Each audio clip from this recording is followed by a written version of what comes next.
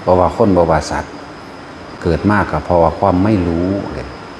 คำว่าความไม่รู้เนี่ยที่เพิ่นว่าอวิชชาเป็นปัจจัยบังเกิดสังขารนะอะแปลว่าไม่วิชาแปลว่าไม่รู้ตามความเป็นจริงเนี่ยเกิดมากเพราะว่าบ่รู้ตามความเป็นจริงที่นี่กล้าก็เพราะไม่รู้กลัวก็เพราะไม่รู้คือกันทีนี้กล้าก็เพราะรู้กลัวก็เพราะรู้เด้นั่นแหละ แท้ที่จริงก็คือความไม่รู้คือเก่านั่นแหละว่าเฮาบ่ฮู้ว่าตะกี้เฮาบ่รู้ว่าสัตว์โลกเป็นไปตามกรรมเกิดจากความคิดปรุงแต่งสารพัดต่างๆนานาในความยึดมั่นถือมั่นเอาอารมณ์เอาความรู้สึกของตัวเองเป็นใหญ่ความยินดีความพอใจในรูปในรสในกลิ่นในเสียงในสัมผัสในอารมณ์ความรู้สึกเป็นใหญ่เลื่อนว่าราคะมั่งหรือว่าความยึดมั่นถือมั่นมั่งเพราะว่าบ่รู้เพราะความบ่รู้แหละจึงเขาไปยึดมั่นเมื่อเขาไปยึดมั่นแล้วมันก็แสวงหาด้วยความอยากได้มากก็เพราะก็บ่รู้แจ้งตามความจริงอีกอย่างหนึ่งก็คือตะกี้คนบ่ว่าตะกี้ล่ะแม้นก่อนพระพุทธเจ้าสิอุบัติขึ้นก็ช่างหรืออุบัติขึ้นแล้วก็ตามหรือปัจจุบันนี้ก็ช่างพวกเฮานั่นเขายังมีพวกเข้าใจว่าเทพเทวดาอินทร์พรหมผีสางนางใหม่พญาครุฑพญานาคสามารถเสกสรรดลบันดาลหรือมีอิทธิฤทธิ์ที่สิดลบันดาลให้เฮาสุขมั่งให้ทุกข์มั่งให้ได้ลาภยศสรรเสริญให้บ่เจ็บบ่ปวดบ่ป่วยมั่งกันตายมั่งนี่เพราะว่าความไม่รู้จึงมีการบูชาและบวงสรวงบูชาแปลว่ายินดีกระทำตามกระทำตามก็เลยกระทำตามโดยการพิธีต่างๆจัดดอกไม้ของหอมจัดขันหมากเบงดอกไม้เครื่องเส้นเครื่องไหว้ต่างๆเพราะว่าบ่รู้ก็เลยหาเครื่องเส้นบูชายันเขาว่าเขานั่นสิเสกสิดลบันดาลสิประทานนั่นนี่ให้ได้นี่คือความไม่รู้กล้าเพราะไม่รู้พร้อมกลัวเพราะไม่รู้พร้อมอยู่ในตัวเดียวกันนั่นแหละบอกว่าสิสมัยใดก็ช่างมันมีมาของมันแบบนี้นั่นแหละแม้นพระพุทธเจ้าสิเกิดขึ้นหรือว่าเกิดขึ้นจนปัจจุบันนี้ก็ยังมีอยู่ไหมแม้นภิกษุนักบวชเข้ามาแล้วก็ยังบ่รู้เด้นั่นแหละยังบ่ได้ชื่อว่าเป็นสาวกของพุทธเจ้าเด้พวกเฮ็ดจังซั่นจัดพิธีบูอังสวงสู่ขวัญเฮ็ดนั่นเฮ็ดนี่บวงสรวงพญานาคพญานาคพญาครุฑพญาเวทสุวรรณพญาหยังก็แล้วแต่ขนาดพระพุทธเจ้าอุบัติขึ้นมาแล้วเข้าใจคำว่าเราจะเป็นผู้เลิศในโลกบ่เราเป็นผู้ใหญ่ในโลกบ่หมายถึงพระองค์สิเปิดเผยความจริงเลื่อนว่าพระพุทธเจ้าจะเอาความจริงคือธรรมะที่พระองค์สั่งสมมาแต่สมัยเสวยชัยเป็นโพธิสัตว์ไหลมาเรื่อยๆจนถึงการเวลาอันควรแล้วที่จะถูกเปิดเผยก็นำธรรมะอันนี้แหละมาแสดงออกเลื่อนว่าพระพุทธเจ้าเจ้าแห่งผู้รู้ทั้งปวงแล้วเพิ่นก็บ่ตกอยู่ใต้อำนาจของหมู่เทพเทวดาอินทร์พรหมในการบวงสรวงในการขอร้องในการอ้อนวอนนี่เพิ่นสิอยู่เหนือนั้นขึ้นไปเด้อเพราะว่าเพิ่นรู้เพิ่นมีวิชาแล้วบัดนี้นี่แหละวิชานำเอาวิชานำเอาความจริงทั้งหลายของสัตว์โลกมาเปิดเผยเลยเอิ้นว่าธรรมะคือความจริงของทุกชีวิตสรรพสัตว์ความจริงของสิ่งทั้งหลายทั้งปวงย่อมเป็นไปตามเหตุและปัจจัยถ้าเป็นสัตว์พวกเฮาคนเฮานี่แหละสิได้สิ่งใดสิ่งหนึ่งมาก็เป็นภาวะเป็นไปตามเหตุคือการกระทำเหตุใจเป็นใหญ่ใจเป็นประธานแล้วก็ลงมือทำโดยปากโดยกายมันนั่นแหละจังสิได้มาในสิ่งนี้อันนี้คือความจริงบ่ได้เป็นไปเพราะว่าอิทธิพลหรืออำนาจของสิ่งศักดิ์สิทธิ์ที่ว่ามานี่แหละเพิ่นเลยมาเปิดเผยความจริงออกผู้ใดมีความพิจารณาไตรตรองนึกโยนิโสมนสิการคิดให้ละเอียดที่ถ้วนในตัวเองเราเห็นตามความเป็นจริงดังที่พระองค์แสดงมาเฮาก็ถอดถอนความเสื่อนั้นออกได้ก็เนี่ยจะเอื่นกันมันก็เลยเป็นวิชาแบบนี้โอ้รู้แล้วมันเป็นจังสี่เนี่ย ที่จริงมันบ่ได้ลึกลับรู้อีหยังมากถึงว่าต้องไปเห็นนั่นเห็นนี่เด้แค่ทำความเห็นให้ตรงสัมมาทิฏฐิสัมมาทิฏฐิคือทำความเห็นให้ตรงตามความเป็นจริงเห็นให้ตรงแบบนี้ละแต่นี้มีความคิดอันใดอันหนึ่งเกิดขึ้นก็คิดไปตามความเป็นจริงนั่นแหละจังว่าคำว่าพระพุทธเจ้าหมายถึงว่าเจ้าแห่งผู้รู้ความรู้ทั้งหลายทั้งปวงที่พระองค์นำออกมาแสดงนี่ทั้งหลายทั้งแสดงตามความเป็นจริงที่มันเป็นและเอิ้นธรรมะพุทธเจ้ากับพระธรรมและเป็นอันเดียวกันส่วนพระสงฆ์เนี่ยหมายถึงพวกเฮาสิเดินตามหรือบ่ตามเท่านั้นแหละตามโดยความบริสุทธิ์หรือตามโดยแค่เปลือกนอกนะเปลือกนอกก็แค่ว่ามาโกนหัวห่มผ้าแต่ว่าจิตใจยังไปหาบวงสรวงยังไปหาจัดแต่งพิธีตั้งขันหมากบงหมากเบงจัดผ่านพุ่มขันนาคโอ้สารพัดยิ่งประเภทเอาหัวหมูหัวหมาเข้าไปโอ้หังบ่แม่นเลยแหละยังบ่รู้หยังเด่นถือว่ายังบ่รู้ยังคิดว่าเทพเทวดาอินพรหมโดนมันนั่นเขามีกิ่งอยู่แต่เขาก็อยู่แต่เขาจากบ่ล่ะเขาบ่อาจสามารถสิดลบันดาลหยังได้ นี่แหละจึงบอกว่ากล้าก็เพราะไม่รู้กลัวก็เพราะไม่รู้บัดนี้กล้าก็เพราะรู้แล้วกลัวก็เพราะรู้แล้วจึงกล้าเผชิญความจริงเพื่อจะเปิดเผยความจริงจากว่าล่ะกลัวในการที่จะทำร้ายเบียดเบียนได้บัดนี่กลัวเพราะว่าหู้แล้วว่าผลของการเบียดเบียนทำร้ายให้ผู้ใดผู้หนึ่งเสียชีวิตทรัพย์สินตลอดทั้งคนละสัตว์ทำให้ตัวเองเดือดร้อนนั่นจึงบอกว่ากลัวสิ่งนี้กลัวการทำบาปแต่ว่ากล้าการนำความจริงออกเปิดเผยแสดงนี่คือสาวกก็ละถึงว่าคนเฮามันกล้าก็เพราะไม่รู้กลัวก็เพราะไม่รู้นั่นแหละถึงว่ามันคลุ้มอยู่ทั้งเบิดแล้วอวิชชาคลุ้มทั้งเบิดบัดนี้เฮาจึงถอดออกมาพุทธเจ้านำความจริงออกมาแสดงแล้วถ้าเฮาทำความนึกคิดพิจารณาไตร่ตรองนึกใครควรแล้วก็ใครควรอีกนะเห็นความจริงตรงตามที่พระองค์แสดงมันก็ถอนออกตัวนั่นแหละได้ดวงตาเห็นธรรมถอนคือถอนตั้งความคิดว่ามันต้องเป็นดังที่เคยมีมานี่คือถอนออกเลยบ่เข้าไปยึดมั่นถือมั่นบ่ทำตามอีกแล้วนั่นถอนออกมันก็เกิดความสง่าผ่าเผยขึ้นมาไปทั้งใดก็เลยบ่หวาดวันคันครามก็ว่าได้กลัวต่ออิทธิพลสิ่งศักดิ์สิทธิ์ที่ว่ามาก็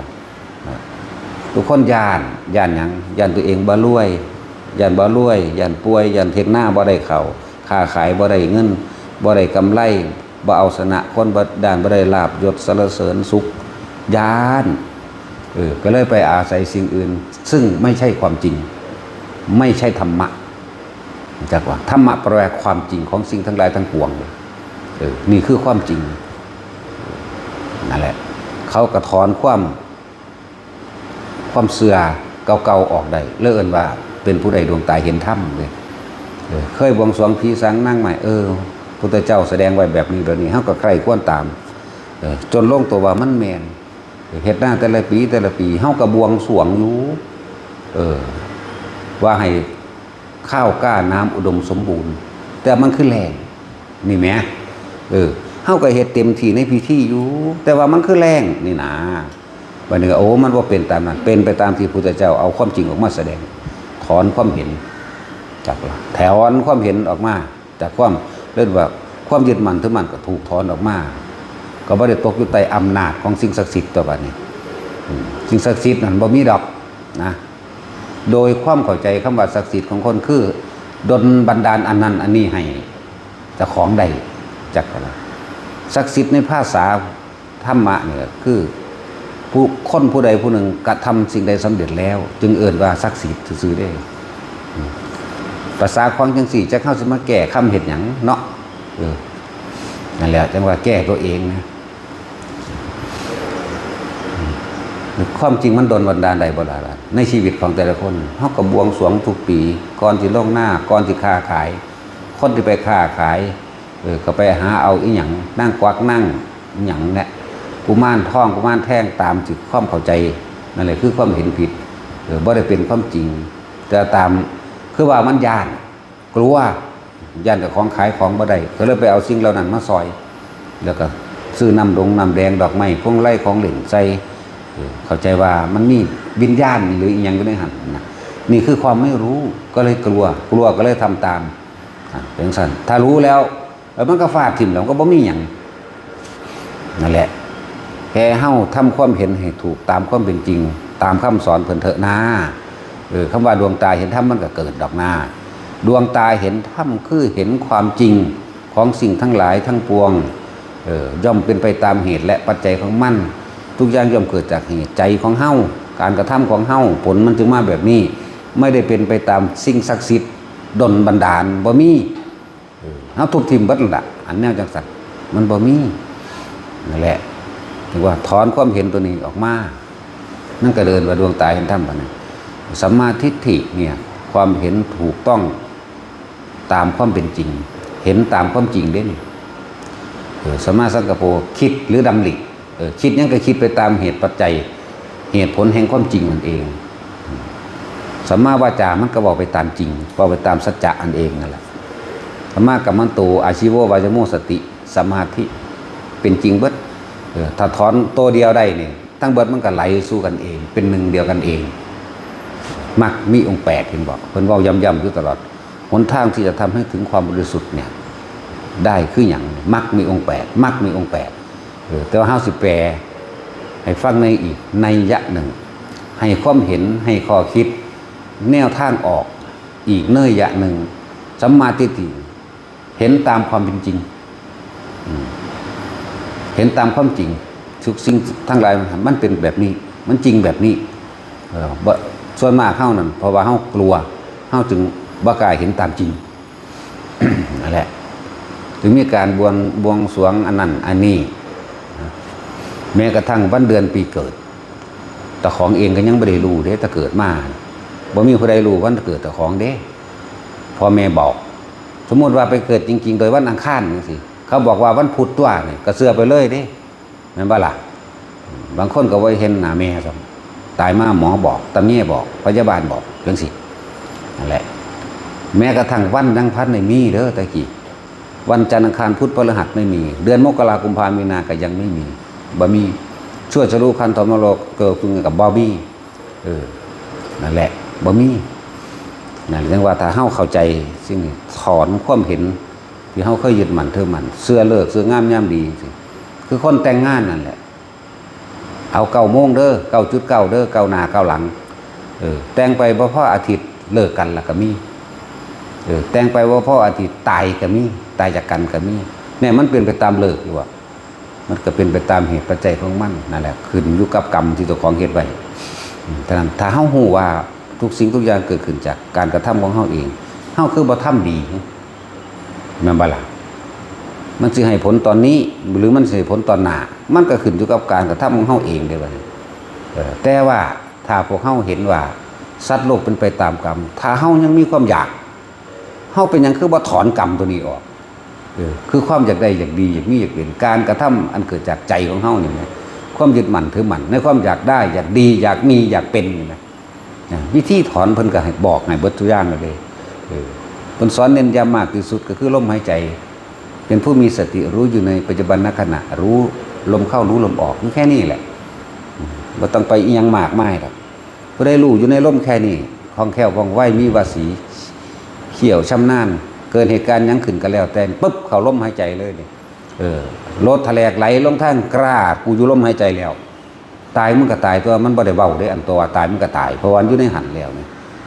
มันบ่ได้คิดอันนี้เป็นแค่บอกวิธีทางให้ซื่อๆเด้ดังสั้นแหละหรือเครื่องบินตกคุณก็สร้างมันเขาบ่ได้วันไหวได้กูเข้าลมหายใจอย่างเดียวนั่นดังสั้นตัวเขาบ่ได้คิดอย่างอื่นอีกดอกมันบอกคือเครื่องบินตกตีมีข่าวมานั่นแหละแต่สมัยหลวงปู่จวนหลวงปู่สุวัตพระอรหันต์5 องค์ตายเบิดจักเวลาตายเลยตายว่ามาเกิดพร้อมหมดเลยจักเวลาว่ามันตายธรรมดาดิตายจริงๆว่ามันตายเล่นตายหัวตายหลอกตายล่วงว่ามันตายแบบนั้นตายเลยตายจากตัณหาอุปทานแล้วนั่น นั่นแหละเขาเจ้าบ่ได้ตกใจได้นั่นน่ะเขาเจ้าอยู่ในลมหายใจของไผของเล่าเลยนั่นเป็นสั้นบ่ได้วันไหวอีกนั่นแหละ จึงบอกว่าแต่ละคนเกิดเหตุการณ์นั้นขึ้นพวกเจ้าเฮ็ดให้มันคล่องเถอะกับลมหายใจบ่ต้องไปรู้อีหยังมากดอกรู้แล้วละเป็นบ่ล่ะเนาะความรู้ทั้งหลายมันสิมีกระช่างแค่ว่าอุปโลกขึ้นมาเพื่อจะใช้ให้เกิดประโยชน์เท่านั้นเด้ออุปโลกขึ้นมาเพื่อให้เกิดประโยชน์เฮ็ดจังใดนี่ชีวิตของเฮาเฮ็ดจังใดนี่จังสิเกิดประโยชน์ต่อหมู่คนและสรรพสัตว์หมู่มากใดนี่ต่างหากแต่ว่าบ่ได้ไปยึดในสิ่งที่ตัวเองกระทำบ่ได้ไปหวังผลดอกนี่หมายถึงพระอรหันต์เฮ็ดบ่หวังผลประโยชน์ในการกระทำบ่หวังดีบ่หวังเอาดีบ่สนใจว่าไผสิว่าดีหรือว่าดีแต่ว่ากระทำไปเฮ็ดจังใดแล้วชีวิตที่เหลืออยู่ของเพิ่นเฮ็ดจังใดสิมีประโยชน์มากที่สุดเนี่ยนี่เท่านั้นแหละที่เพิ่นนำความรู้ออกมาใส่ลองนั่นก็อุปโลกเพิ่นมาใส่ให้นัยยะให้คอคิดให้หยังก็แล้วแต่ที่ให้พวกเข้าปฏิบัติไปนี่พอเพิ่นรู้แล้วจากว่าล่ะเพิ่นรู้แล้วสัตว์โลกเป็นไปตามกรรมแบบใดเพิ่นฮู้แล้วว่าต้นเหตุของมันอยู่ไสใจนั่นแหละใจเป็นไงใจเป็นประธานความคิดเป็นผู้ก่อเหตุนั่นแหละเจ้าพญาจิตตลาดใจเฮาเองน่ะนึกคิดปรุงแต่งอยากได้กับอยากเป็นนั่นแหละสิมีหยังเฮ็ดจังได๋สิหยุดความอยากได้หรืออยากเป็นนี่เพิ่นบอกแล้วเพิ่นฮู้แล้วอันอื่นๆล้วนแล้วถ้าเป็นอุปกรณ์เสริมเพื่อสินำพาให้คนรู้จักคำว่าเสียสละรู้จักคำว่าอย่ายึดมั่นถือมั่นในคำว่าอัตตาตัวตนของกูตัวกูและของกูมันก็เลยนำวิธีการต่างๆมานำผ้าสร้างพระมั่งนำผ้าสร้างกุฏิวิหารเจาะน้ำบาดาลปลูกป่าซื้อแผ่นดินวัดมั่งนำผ้าหลายๆอย่างเพื่อสิคนผู้นั้นเห็นโดยตัวเองผ้าเห็ดด้วนแล้วทั้งเบิดเพิ่นก็เลยท่านขึ้นก่อนนั่นแหละดูสิท่านจริงบ่จังซี่แหละนั่นแหละจังว่าทั้งหลายแล้วนั่นน่ะล้วนแล้วถ้าเป็นกุศโลบายหรือเครื่องทำให้ถึงความเห็นแก่ตัวของเจ้าของท่านเขาปั๊บเบิ่งดูมันสิไปเป็นเจ้าของอยู่ดีคือท่านแหลกของน่ะมันเป็นเจ้าของพอถ้าลงทุนไป100 200หรือพันซื้อสวรรค์และวิมานโลดเอาความสุขมาแลกเอาโลดมันบ่ได้แม่นว่าเฮาทำบุญทำทานทั้งเบิดเฮามาปฏิบัติทั้งเบิดบ่แม่นให้ไปถึงความสุขเด้ให้เห็นโทษแห่งความสุขเห็นโทษแห่งความมีเข้าใจว่ามันยึดเห็นโทษมันถ้าเฮาบ่ทันได้เห็นโทษแห่งความสุขความทุกข์มันก็ติดตามเฮาไปคือเก่านั่นแหละทุกภพทุกชาตินั่นแหละเมื่อใดที่เธอปรารถนาสุขเห็นบ่ล่ะเมื่อนั้นทุกข์ย่อมติดตามดุจดั่งเงาเพราะสุขกับทุกข์เป็นของติดเนื่องกันอยู่นั่นแหละตรงเข้าไปเห็นอย่างว่าเห็นสาเหตุของมันนี่นะเพราะความปรารถนาสุขนั่นแหละคือใจตัวเดียวนี่แหละนั่นแหละจังว่าหลายๆอย่างที่เพิ่นนำพาเหตุคือพุทธเจ้านำพาเหตุนี่ท่านศีลเนกขมะปัญญาวิริยะขันติสัจจะอธิษฐานะเมตตาโล่งใสเอาอุเบกขาเนี่ย9อย่างนี่ไปลงตรงที่ว่าจิตที่ถูกโลกธรรมกระทบแล้วจะไม่หวั่นไหวในความอยากได้และอยากเป็นเนี่ยเข้าใจว่าล่ะอยากได้เกียรติยศชื่อเสียงได้แต่เขาด่าเนาะแม่นว่าล่ะแต่เขายองแม่นว่าสั่นทั้งสิ้นแล้วสุขทุกข์คู่กันนินทาสรรเสริญกับคู่กันนั่นแหละคนที่ทำดีแล้วบ่พอใจเวลาผู้อื่นนินทาก็เพราะว่ามันหยังมันอยากได้ดีแบบใดอยากได้ดีให้คนไม่ยอมซื่อๆเด้จังว่าเฮาสิเว้าอยู่2อย่างเสมอเป็นของคู่กันเพราะโลกมันเป็นถ้ำคู่บุคคลไม่นินทาผู้อื่นไม่มีในโลกมันบ่ล่ะถามเบิ่งเจ้าของแหละบุคคลผู้ไม่ถูกนินทาก็ไม่มีในโลกเหมือนกันเนี่ยเฮาสิเว้า2อย่างมันเป็นของคู่กันอยู่แล้วอย่าว่าแต่เจ้าของดีหลายนินทากูรับหลังสั่นโตมึงเองกับนินทาตัวการคือกันเนี่ยน้อมกับมาจังสี่ตัวแต่ว่าให้มันเห็นทั้ง2อย่างเห็นโทษทั้ง2อย่างล่ะนินทาเขากับเขานินทากับโทษเดียวกันนั่นแหละคือเฮาปรารถนาความสุขทุกข์บ่ปรารถนามันก็ได้มากคือเก่าเนี่ยเป็นโทษทั้ง2อย่างเด้ความพอใจกับความบ่พอใจมีค่าเสมอกันเพราะว่าเฮ็ดให้สัตว์เกิดใจบ่ล่ะเฮ็ดให้เวียนว่ายตายเกิดได้อารมณ์พอใจกับบ่พอใจนี่อาสวะขยะนี่มันเต็มอยู่ในอัน มันตรงๆได้คำว่าอาสวะขยะอากับมาใช้อารมณ์สาวะคือความคล่องขยะเกี่ยวอยู่กับของที่สมควรทิ้งขยะนี่เป็นของถิ่มกันเลยอารมณ์ความรู้สึกที่ยังคล่องอยู่คล่องกับคล่องสองอย่างนั่นแหละคนพอใจกับไม่พอใจนั่นแหละแต่ว่าอุเบกขาบ่มีบ่เอาถ้าคล่องอยู่สองอย่างนี่ก็เกิดอยู่นั่นแหละเนี่ยจึงบอกว่าอาสาวะขยะอารมณ์ที่ยังคล่องอยู่ในความพอใจและไม่พอใจจึงเที่ยวเวียนว่ายตายเกิดอย่างสั้นเป็นอย่างเพิ่นก็ตัดเอาแต่อารมณ์เพิ่นก็ว่าร่างกายโอ้ยร่างกายเป็นของอาศัยเพราะว่าเฮาของเกี่ยวอยู่ในอารมณ์พอใจแล้วบ่พอใจตายมากก็เปลี่ยนร่างใหม่ไปเกิดเป็นหมาเป็นงัวเป็นควายเป็นไห่เป็นเป็ดเป็นไก่เป็นตกสัตว์นรกมั่งเปรตมั่งสุรกายมั่งอยู่เพราะฉะนั้นแล้วก็เป็นคนมั่งเทวดามั่งปีนไปปีนมากลับไปเพราะว่าหลงอารมณ์นี่แหละอาสวะนี่แหละอาสวะขยะถ้ารู้ท่านแล้วจังเอิ้นว่าอาสวะขยะญาณรู้ท่านทั้งสองอย่างนะโทษของความยึดมั่นถึงมันมีความสุขถ้ามียึดมั่นในสุขแล้วถูกบ่ยึดมันก็ได้เนี่ยมันสมควรถิ่มทั้งสองอย่างถ้ามันร่างจิตใจเป็นกลางได้แล้วมันก็ขึ้นอยู่กับว่าบัดนี้เฮาสิเฮ็ดอีหยังสิเป็นประโยชน์มากที่สุดสิ่งนี้ควรสิ่งนี้ไม่ควรเบิ่งว่าสิได้หยังแต่ว่าบ่มีอารมณ์เข้าไปในใจบ่มีมันพอมันสลัดมันสละเพราะว่ามันรู้แก่งมันเห็นจริงมันถึงธรรมะถึงความจริงแล้วมันเห็นความจริงแล้วพุทธะหรือก็เป็นพุทธเจ้าเข้ามาคือเอาความเป็นพุทธเจ้าเข้ามาในตนเองเป็นอนุพุทธะเนี่ยรู้ตามคำสอนพุทธเจ้าบัดนี้นั่นแหละเป็นอนุพุทธะความรู้ทั้งเบิดก็มาร่วมอยู่ในเฮาก็ใส่แค่ว่าเฮ็ดทั้งใดสิเป็นประโยชน์มากที่สุดและในประโยชน์นั้นไม่ทำร้ายเบียดเบียนให้ผู้ใดผู้หนึ่งเสียชีวิตและทรัพย์สินตลอดทั้งคนและสัตว์อริยะก็เกิดขึ้นแปลว่าผู้บ่มีศัตรูนะแปลว่าบ่มีศัตรูว่างมือจากบาปทั้งปวงว่างมือหอดจากบุญพร้อมละ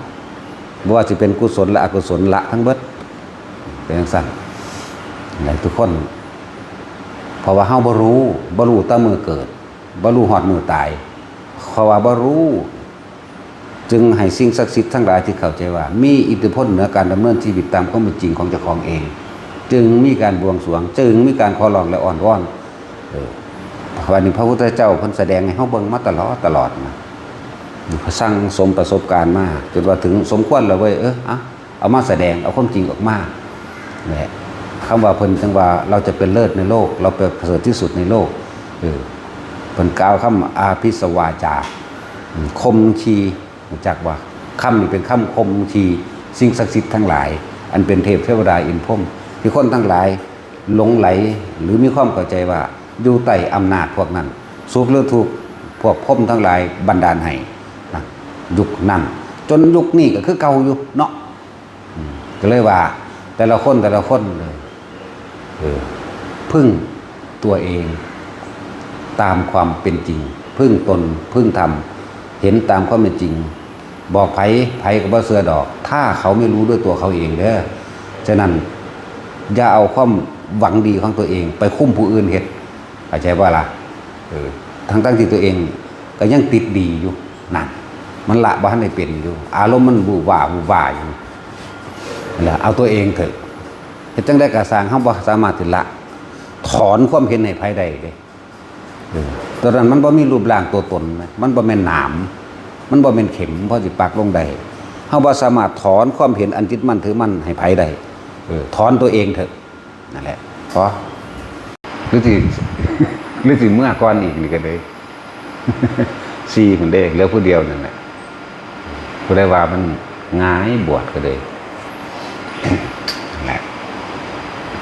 เดี๋ยวสิให้อันความหมายหรือทำความเข้าใจในคำว่าวันวิสาขะเป็นการแสดงความเห็นอีกนัยยะหนึ่งเด้อเป็นการแสดงความเห็นซื่อเด้ส่วนไผสิกิงหรือบ่กิงก็ช่างอันนั้นใจคำว่าวินี่มาจากคำว่าวิปัสสนานี่ความหมายของคำว่าวันวิสาขะปุณณมีเด้อวิมาจากคำว่าวิปัสสนาสาขะมาจากคำว่าสังขารปุณณมีแปลว่าพูดถึงพร้อมด้วยบุญบารมีอัน ถึงแล้วเต็มแล้วเด้อในวันวิสาขปุณณมีนี่เป็นวันที่ประสูติของพระพุทธเจ้าตรัสรู้พุทธเจ้าและอนุปาทิเสสปรินิพพานพร้อมนั่นคือบุคคลผู้ถึงพร้อมด้วยบุญบารมี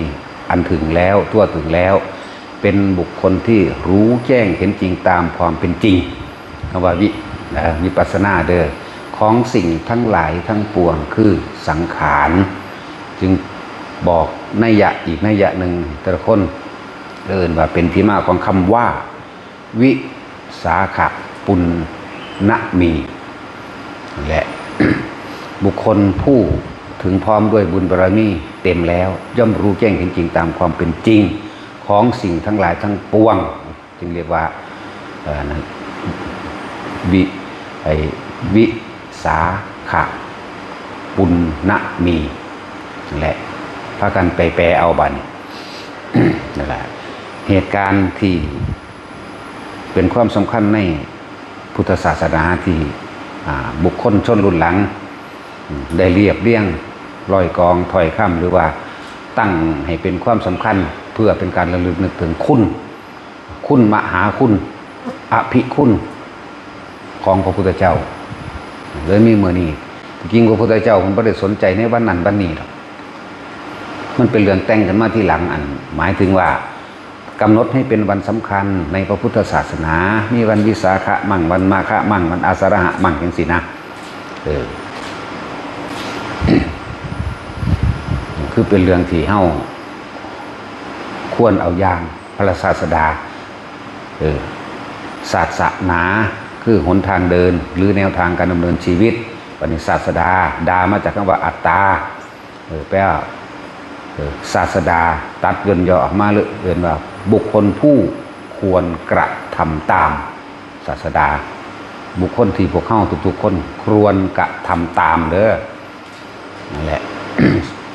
ว่าให้ความหมายอีกแบบหนึ่งเป็นการแสดงความเห็นหรือซื่อเด้แบบตามความเป็นจริงของพวกเข้าแล้วการสร้างสมบุญการสร้างสมคำว่าบุญอันเกิดจากการให้ทานศีลเนคขมะทานอาหารยารักษาโรคเครื่องนุ่งห่มตลอดทั้งที่อยู่อาศัยและเครื่องอำนวยความสะดวกต่างๆนานาสารพัดยานพาหนะนี่คือทานทำบุญตัวนี้มันเต็มแล้วศีลคนที่มีทานก็ต้องเป็นคนที่มีจิตใจเอื้อเฟื้อเด้มีจิตใจเมตตากรุณาเด้แล้วก็บ่มักเบียดเบียนเพื่ออีกเนี่ยมันก็เป็นศีลกันในตัวของมันเองเด้ทานศีลเนคขมะคือการข่มจิตข่มใจให้ออกจากกามหรือข่ม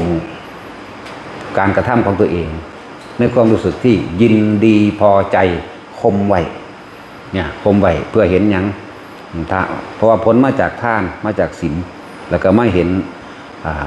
โทษของอารมณ์ความยินดีพอใจเรียกว่ากามหรือเนคขมะเนคขมะแปลว่าที่ข่มจิตให้ออกจากกามข่มไว้เนคขมะในเพศของนักบวชมั่งในเพศของฤาษีมั่งนั่นแหละหลายอย่างต่อมาค่ะปัญญาความรอบรู้ในกองสังขารเมื่อเฮาข่มจิตได้เกิดมีสมาธิจิตตั้งมั่นอีกแล้วเฮาก็สิเห็นสิ่งทั้งหลายทั้งปวงที่ว่าปัญญาปัญญาแปลว่าความรอบรู้ในกองสังขารบ่ว่าสังขารนอกบ่ว่าสังขารในนอกคือเครื่องประกอบไปด้วยวัตถุธาตุอันประกอบไปด้วยดินน้ำไฟลมคือคนเกิดร่างกายนี่ดินน้ำไฟลมสัตว์นั่นดินน้ำไฟลมแม้แต่รถแม้แต่บ้านดินน้ำไฟลมนี่สังขารในคือความคิดปรุงแต่งเนี่ยสังขารในเด้อนอกกับในจึงบอกว่าความรอบรู้ในกองสังขารปัญญาวิริยะขันติเนี่ยสัจจะเนี่ยมีความเพียรประกอบความเพียรถูกต้องโดยตามความเป็นจริงเหตุอย่างเหตุจริงๆจังๆแล้วก็มีความอุตสาหะแล้วก็เพียรพยายามตามความเป็นจริงเด้บ่มันเพียรพยายามตามความที่ได้ยินได้ฟังหรือถือหลอกลวงมาคือพวกไสยศาสตร์มนต์ดำเขาเพียรพยายามอันเป็นพยายามทางผิดแต่ว่าล่ะ เป็นเรื่องสั้นมันบ่เป็นเรื่องจริงแต่พวกหนึ่งเพียรพยายามกระทำให้รู้แจ้งให้จริงตามความเป็นจริงตามความจริงขันติกับอดทนจากกระดอกขันติปรมังตะโปติติขาเนี่ยขันติเป็นตบะอย่างยิ่งเป็นเครื่องคมจิตใจของตัวของเองบ่อยเกิดอารมณ์เร่าร้อนทำพิษแล้วเป็นหนทางเพื่อทำให้ถึงพระนิพพานพร้อมเด้งขันติปรมังตะโปติติขานี่เห็นบ่นิพพานังปรมังวะทันติสิยุดสิ่งทั้งหลายต้องไปวะทันตินั่นแหละยุดนะจะต้องมีขันตินำสัจจะแปลว่าความจริงเห็นความจริงของโลกโลกิยะสัจจะโลกอาศัยความคิดแบบนี้ตัณหานี่อุปทานนี่ความรู้สึกนี่พบเกิดชาติชรามรณะเป็นแบบนี้ถ้าพอหักความอยากออกมาแบบอื่นว่าพวกโลกิยะสัจจะสัตว์โลกทั้งหลายย่อมอาศัยตัณหาเป็นเครื่องสร้างความอยากได้อยากดีอยากมีอยากเป็นเครื่องสร้างยังสร้างภพสร้างชาติเวียนว่ายไปเกิดนั่นแหละว่าโลกุตระสัจจะหักออกมาเลยแบบนี้ผู้สิขามพ้นโลกใดคือยกตัณหาและอุปาทานความอยากและความยึดออกจากโลกก็นั่นแหละจึงว่าโลกิยะสัจจะกับโลกุตระสัจจะลู่แก่งทั้งสองเป็นนั่งสั้นเรียกว่าสัจจะบ่แม่นแค่คำเว้าเด้คำเว้าเป็นส่วนหนึ่งที่ว่ามื้ออื่นกูไปดอกแต่ว่าเสือกไปบ่ได้เขาเลยเอิ้นว่าเสียสัจจะนี่ยังเป็นส่วนเล็กๆน้อยๆเป็นแค่เครื่องประกอบของเฮาเอาโลกุตระสัจจะโลกิยะสัจจะอย่างอื่นๆก็เป็นเครื่องประกอบอธิษฐานหมายถึงว่าตั้งใจมุ่งมั่นสู่จุดหมายที่ตนปรารถนาที่ตนจะทำให้ถึงให้ได้อธิษฐานอย่างสั้นด้วยการกระทำมาแบบใดกระท่านศีลเนกขมะปัญญาวิริยะขันติสัจจะอธิษฐานนี่แหละนี่เป็นปัจจัยหนุนเนืองซึ่งกันและกันเด่นหนุนเนื่องกันมาเป็นจุดจนว่าถึงอธิษฐานบารมีนั่นตั้งใจมุ่งมั่นสู่จุดหมายที่ตนเองปรารถนาเมื่อตั้งใจแล้วจะต้องประกอบไปด้วยเมตตาเห็นบ่อธิษฐานเมตตาเมื่อใดที่พวกเขายังรักผู้อื่นไม่เสมอตนรักตนไม่เสมอผู้อื่นนั่นแหละเห็นผู้อื่นเป็นดุจดังแขนขาอวัยวะของตนเลยเมื่อนั้นแหละเขาจึงสิว่างได้เข้าใจบ่ล่ะจึงบอกว่าถ้ารักตัวเองจริงๆจงทำเพื่อผู้อื่นทั้งคนและสัตว์จากบ่ล่ะจนถึงที่สุดแล้วอุเบกขาเนี่ย10 อย่างนั่นแหละคือบุคคลที่ว่าปุณณมีแปลว่าจังสี่มีคำว่ามาจากมะคือตัวเองล่ะเนตังมะเนตังนะเมโสหมัสมิเป็นอย่างล่ะเอาแปลมาใส่ตีแหละบุคคลผู้ถึงพร้อมด้วยบุญบารมีอันเต็มแล้วจักรู้แจ้งในกองสังขารทั้งหลายทั้งปวงพระเจ้าวราบันจึงบอกว่าเป็นที่มาของคำว่าวิสาขปุณณมีเด้อ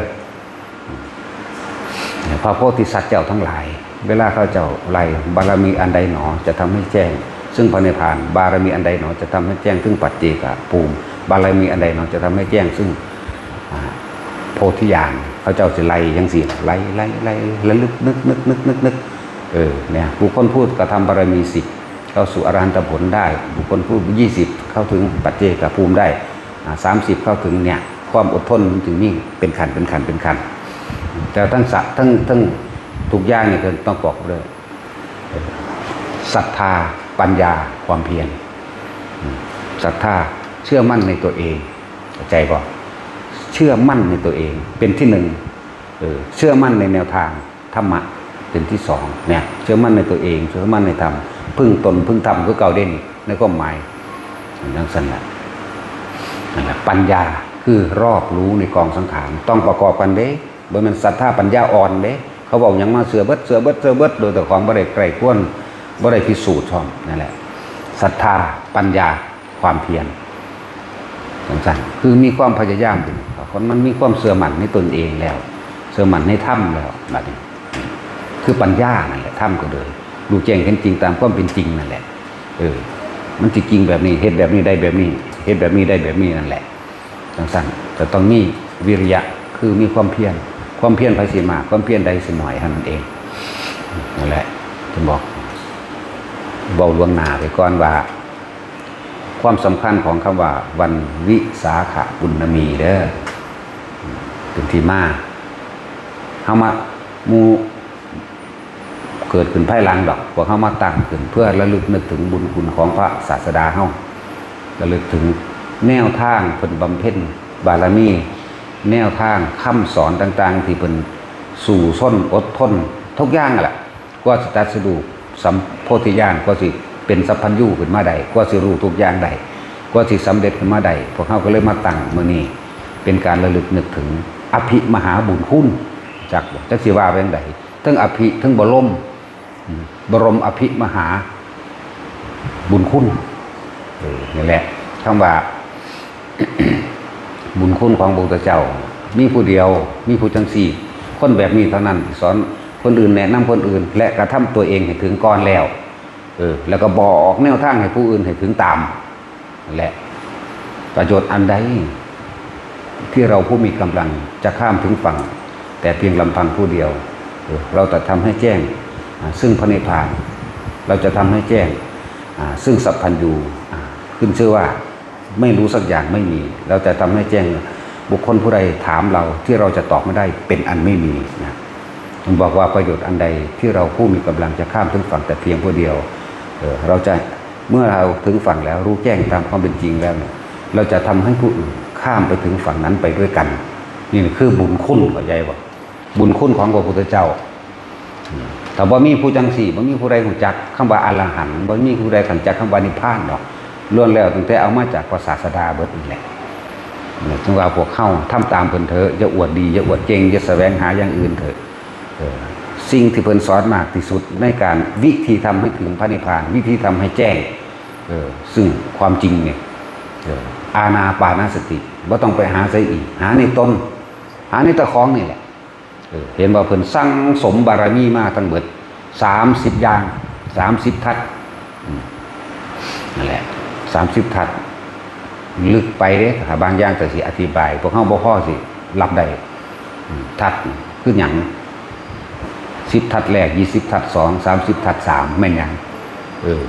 แล้วก็โสรสญาณ16อย่างพูนไล่เข้าไปบ่แม่นปัญญาพอสิรู้ได้เป็นของเฉพาะผมบ่อธิบายหรอกซ้ำนี่ก็พอแห้งแล้วนี่เนาะอธิบายหรอกใบพอสำนันซึ้งลึงอยู่พอสำนันถามยังขึ้นก็ซึ้งลึงอยู่เนาะแต่ว่าพวกเฮานะวิธีปฏิบัติเนี่ยบ่ต้องไปหาหม่องอื่นดอกหาในกายแห่งตนกายนี้เที่ยงหรือไม่เที่ยงแม่นบ่สั่นกายนี้เป็นของเป็นกรรมเก่าเป็นภาชนะคำว่ากรรมเก่านี่เป็นภาชนะรองรับความเจ็บปวดทุกชนิดเด็กให้จักบ่พวกเจ้าทำกรรมสิ่งใดอันใดไว้ก็สร้างจะได้รับผลกรรมกันรับผลในความเจ็บปวดรับผลในความป่วยรับผลในความทุกข์พลภาพเฒ่าแก่ชรามาย่ำเขากินกับบ่ได้บ่แซ่บย่างก็งกงักเชื่องซ่าเดี๋ยวก็ปวดแข้งปวดขาปวดหัวนี่แหละขันธ์5คือกรรมเก่ามันรองรับแบบนี้เด้อเป็นทางสั้นรองรับความเจ็บปวดทุกชนิดเป็นภาชนะรองรับโรคทุกชนิดอีกแล้วเฮาสิมายึดอย่างในขันธ์5นี่แหละว่ากายก็เลยหาในกายหาแบบนี้มันเป็นตะเบื่อหน่ายบ่ล่ะมันเป็นตะค่ายกำนัดบ่ล่ะเบื่อหน่ายเห็นตามความเป็นจริงได้เบื่อหน่ายนี่เห็นตามความเป็นจริงแล้วมันบ่แม่นของกูจักอันจักแนวตัวกูสิมาหวงมาหักมาแพงอย่างปัดปานนี้ยอมรับความจริงได้บัดนี้มันบ่ได้ยากเลยคำว่าวิปัสสนานะยอมรับตามความเป็นจริงกูสิฝืนให้ฝืนห้องฝืนด่าผู้นั้นผู้นี้ไปเฮ็ดหยังว่าบ่มีผู้ใดเบิ่งกูในสุดท้ายแล้วมันก็ต้องตายมั้ยเงินหลายปานใดก็ซื้อความเฒ่าความแก่ชราไปหาความหนุ่มบ่ได้นั่นมีเงินหลายปานใดก็สร้างก็ไปซื้อว่าโลกนี้อย่าเป็นซื้อโลกนี้ออกซะบ่ได้อีกเบิ่งดูน่ะแม่นบ่ล่ะสุดท้ายมาบัดนี้มีลูกน้องบริวารมีผัวมีเมียมีลูกจังได๋ก็สร้างเขาก็บ่มารองรับความเจ็บปวดให้เจ้าได้ถอดอันนี้ออกให้กูแน่เนี่ยกูปวดหลายกูปวดแห้งสูมารับอันนี้แทนกูเอานี่ได้อยู่บ่ก็บ่ได้นี่แม่รู้แจ้งเห็นจริงตามความจริงคือการยอมรับถ้ายอมรับมัน กับบำบัดมันไปโดยความบ่ได้โกรธบ่ได้เกลียดบ่ได้เครียดบ่ได้แค้นให้สิ่งอื่นให้เห็นความลึกเข้ามาในใจบัดนี้นั่นยอมรับมันปวดหัวไปฉีดยาแก้ปวดหัวซะมันปวดแขวถอนทิ่มยอมรับมันเด้นั่นน่ะบ่ได้โอดโอยบ่ได้โวยวายเด้นั่นน่ะมันป่วยเป็นโรคนั้นโรคนี้ไปรักษาเศร้าก็สร้างบ่เศร้าก็สร้างลงท้ายตรงที่ว่าสั่งมันเถอะตายแน่เท่านี้นึงแม้ยอมรับมันแม้มันก็บ่ดิ้นรนมันก็เข้าไปเห็นความลึกในใจของเจ้าของเองตัวความยึดนั่นแหละเข้าไปเห็นตีคู่กันดอกหน้าวิปัสสนากับสมถะสมถะกับวิปัสสนาสมถะคือก่อนนี้ที่แม่นยัง วิปัสสนาคือเห็นตามความเป็นจริงแล้วก็ยอมรับมั่นนั่นเด้เห็นกายในตัวเองนี่แหละถ้าตัวเองก็ยังบังคับตัวเองบ่ได้สิไปบังคับผู้อื่นให้เฮ็ดได้ดังใจเจ้าของจังได้เนาะบ่มีผู้ใดอยากถูกไผบังคับแม้ตัวเองยังบังคับตัวเองบ่ได้นั่นเห็นลึกออกมาเด้ถึงว่าจะบ่ต้องไปหาหม้องอื่นดอกหาอยู่ในกายกับใจของเจ้าของใจก็คือความรู้สึกน่ะรวมให้แล้วความรู้สึกอันเกิดจากความคิดความคิดอันเกิดจากสัญญาปาท่านละบัดเห็นบ่ล่ะความคิดทั้งหลายเป็นเหตุเด้เป็นเหตุเด้เฮ็ดให้เกิดความรู้สึกนั่นแหละเป็นสุขเป็นทุกข์ความรู้สึกนั่นแหละเป็นโตทุกข์เป็นก้อนทุกข์ความรู้สึกนั่นแหละที่โตพบพร้อมธรรมดารู้เท่าทันความคิดมาแต่บัดพึบเข้ามาเครื่องอยู่มันเพิ่นก็บอกไว้แล้วเอาอีหยังเป็นวิหารธรรมเอาอานาปานสตินี่แหละเอาลมหายใจนี่แหละเอาความรู้สึกในตนเองนี่แหละคำว่าท่านเอาอะไรเป็นวิหารธรรมเอาลมหายใจซ้ำนี่แหละแต่คำว่าไม่ใช่นะกระซังมึงสิเอาอีหยังเป็นเครื่องอยู่ก็เอาตัวก็คล้องไปของมันที่แรกก็จับล่มใส่ก่อนตัวมึงสิเอานิพพานเลยบอกบ่เอาดอกนิพพานจากว่าบ่เอาแล้วก็บ่เป็นหยังอีกรู้แต่อยู่ในลมหายใจสงบก็บ่เอานิพพานก็บ่เอามันธรรมดาวะแหละฝึกไปก่อนจะขามขันจะอวดเก่งหลายพวกถามมากก็เลยยังอยู่น้ำผัวน้ำเมียอยู่มึงสินิพพานหาแม่มึงบอกถ้าจะให้กูเว้าล่ะแต่อนาคามีมันก็บวชล่ะถ้าผู้มีอุปนิสัยบวชภาษาอันขาดคะแนนดนเดาเอาซื่อเฮาเอาแต่ความจริงมาเว้าเด้เฮาบ่ได้เอาพวกเหตุผลตรรกะที่เอาความเห็นเจ้าของมาเป็นใหญ่มาเถียงจากการได้ยินได้ฟังของเพิ่นเด้เพื่อมีความรู้ในตู้พระไตรปิฎกเต็มอยู่แล้วก็เอาไปเถียงหมู่เฮ็ดหยังผู้เขาเป็นความจริงล่ะเขาขึ้นภูขึ้นเขาอยู่ในป่าสาดงดิบฟ้าผ่าห้องเปี้ยงปังเขาซื่ออยู่ความย่านตายหน่อยนึงเขาก็บ่มีเด้ตัวเองยังห่วงผู้นั้นห่วงผู้นี้ถ้ากูตายนี่เพิ่นได้สิเลี้ยงเมียกูนอนลูกกูนอนเมียกูสิบ่เอาผัวใหม่บ่ผัวกูสิบ่เอาเมียใหม่บ่อย่ามาเอากระจอกสำนั้นมาเทียบนะเนาะผู้หญิงก็บวชถ้าถึงของหันแล้วเด้อบ่ทันได้อรหันต์ดอกเอาอนาคานี่มันบ่เห็นหยังดอกเด้นั่นฮู้จักบ่ล่ะมันเห็นแล้วนั่นแหละมันยังแต่ว่างอันตัวเดียวเท่านั้นเด้ผู้ชายกับบวชเถอะนะมันสิซ้ำใดเดี๋ยวนี้อันความรู้แท้ๆนั่นมันบ่แม่นความรู้จริงๆดอกความรู้ปลอมๆเด้ความรู้จำนั่นแหละของจริงอยู่ในกายของจริงอยู่ในใจความรู้สึกของเองนี่ต่างหากมันบ่มีความรู้สึกในความรักผู้ใดเลยเด้บัดนี้รักก็ไม่มีถ้าไม่มีรักก็ไม่มีเกลียดเห็นบ่ล่ะมันก็ไปหั่นเท่าบัดมันก็เป็นเฉยๆของมันเองอันเฉยนี่มันเป็นแค่คำเว้าอุปมาอุปไมยซื่อเด้นั่นแหละถ้ามีอุปนิสัยพ่อได้บอกได้แนะก็บอกไปตัวเฮาอยู่ในฐานะผู้นำผู้บอกเป็นแต่เพียงผู้บอกทางซื่อเฮาก็ต้องบอกว่าก็จ้างสั่นแล้วนั่นแหละจังว่าคนตัวเองให้มันเจอซะก่อนผู้ใดเขาถึงจิตได้ผู้ใดวางใจเป็นกลางได้ผู้นั้นก็พ้นจากสุขและทุกข์ทั้งตัวมันอยู่ใส่ก็ยังว่ามันอยู่ในกายในใจเจ้าของเองมันบ่ได้อยู่นำผู้อื่นเด้วิธีมันเฮาก็บอกอยู่นี่เริ่มต้นแรกที่ลมหายใจนั่นแหละเอาบังหันแหละเอาลมมันได้จักเทื่อเท่าน่ะถ้ามันเห็นลมเป็นก้อนจักเทื่อเท่าน่ะไผก็ดี นอกนั้นก็เอาของผู้อื่นมาเว้าซื่อๆมีแต่ลมล้วนๆหรือเห็นแต่ของหายใจล้วนๆนี่ลองเบิ่งเถอะนามันได้จะเกิดเถอะนามันสิอัศจรรย์ดอกนานั่นแหละเฮาเห็นร่างกายยังหายใจซื่อๆเอานี่เฮาเห็นเป็นเท่าใดเทื่อแล้วจนว่าชินล่ะอันพวกบ่ทันได้เห็นนี่แหมเอาเถอะนาลองเบิ่งเถอะนานั่นแหละบอกว่าจะมาเถียงทอทานบ่ทันได้ปะมันได้อยู่จังซั่นแหละทั้งบอกว่าอย่าเอาเหตุผลดลเดาของเจ้าของจากการได้ยินได้ฟังแหมยังว่าอุปทานทิฏฐุปาทานเสรพุตตุปาทานกามุปาทานอัตตะวุตุปาทานนั่นแหละตัวภพเว้าธรรมะแต่ว่าศูนย์จักว่านี่เว้าเรื่องนิพพานศูนย์ซะเขาว่าเขาบ่ฟังเจ้าของพะนะไว้อีห่ามึงกูหันศูนย์ก็สูอีกกูศูนย์ไปเลยเด้กูบ่ได้ศูนย์มาเกิดก็สูเด้ศูนย์อยู่ตาดำตาแดงขึ้นยกเหตุผลภาษาดีรุดว่าพระโมคคัลลาว่าพระศาสดาว่าอยู่หั่นเอาเข้าไปไผว่ากระสร้างสู่กูว่าบ่ได้เข้าใจบ่ล่ะนั่นแหละเงินล้านเขาบ่สูงเงินบาทเฮาเด้ฟังดีๆเด้อธรรมะก็คือกันเด้อเงินล้านเขาหรือจะสู้เงินบาทเราชื่อไว้เด้อฮอดบ่คือจักเขาซ้ำเนาะธรรมะก็คือกันนั่นแหละ ความรู้ของเขา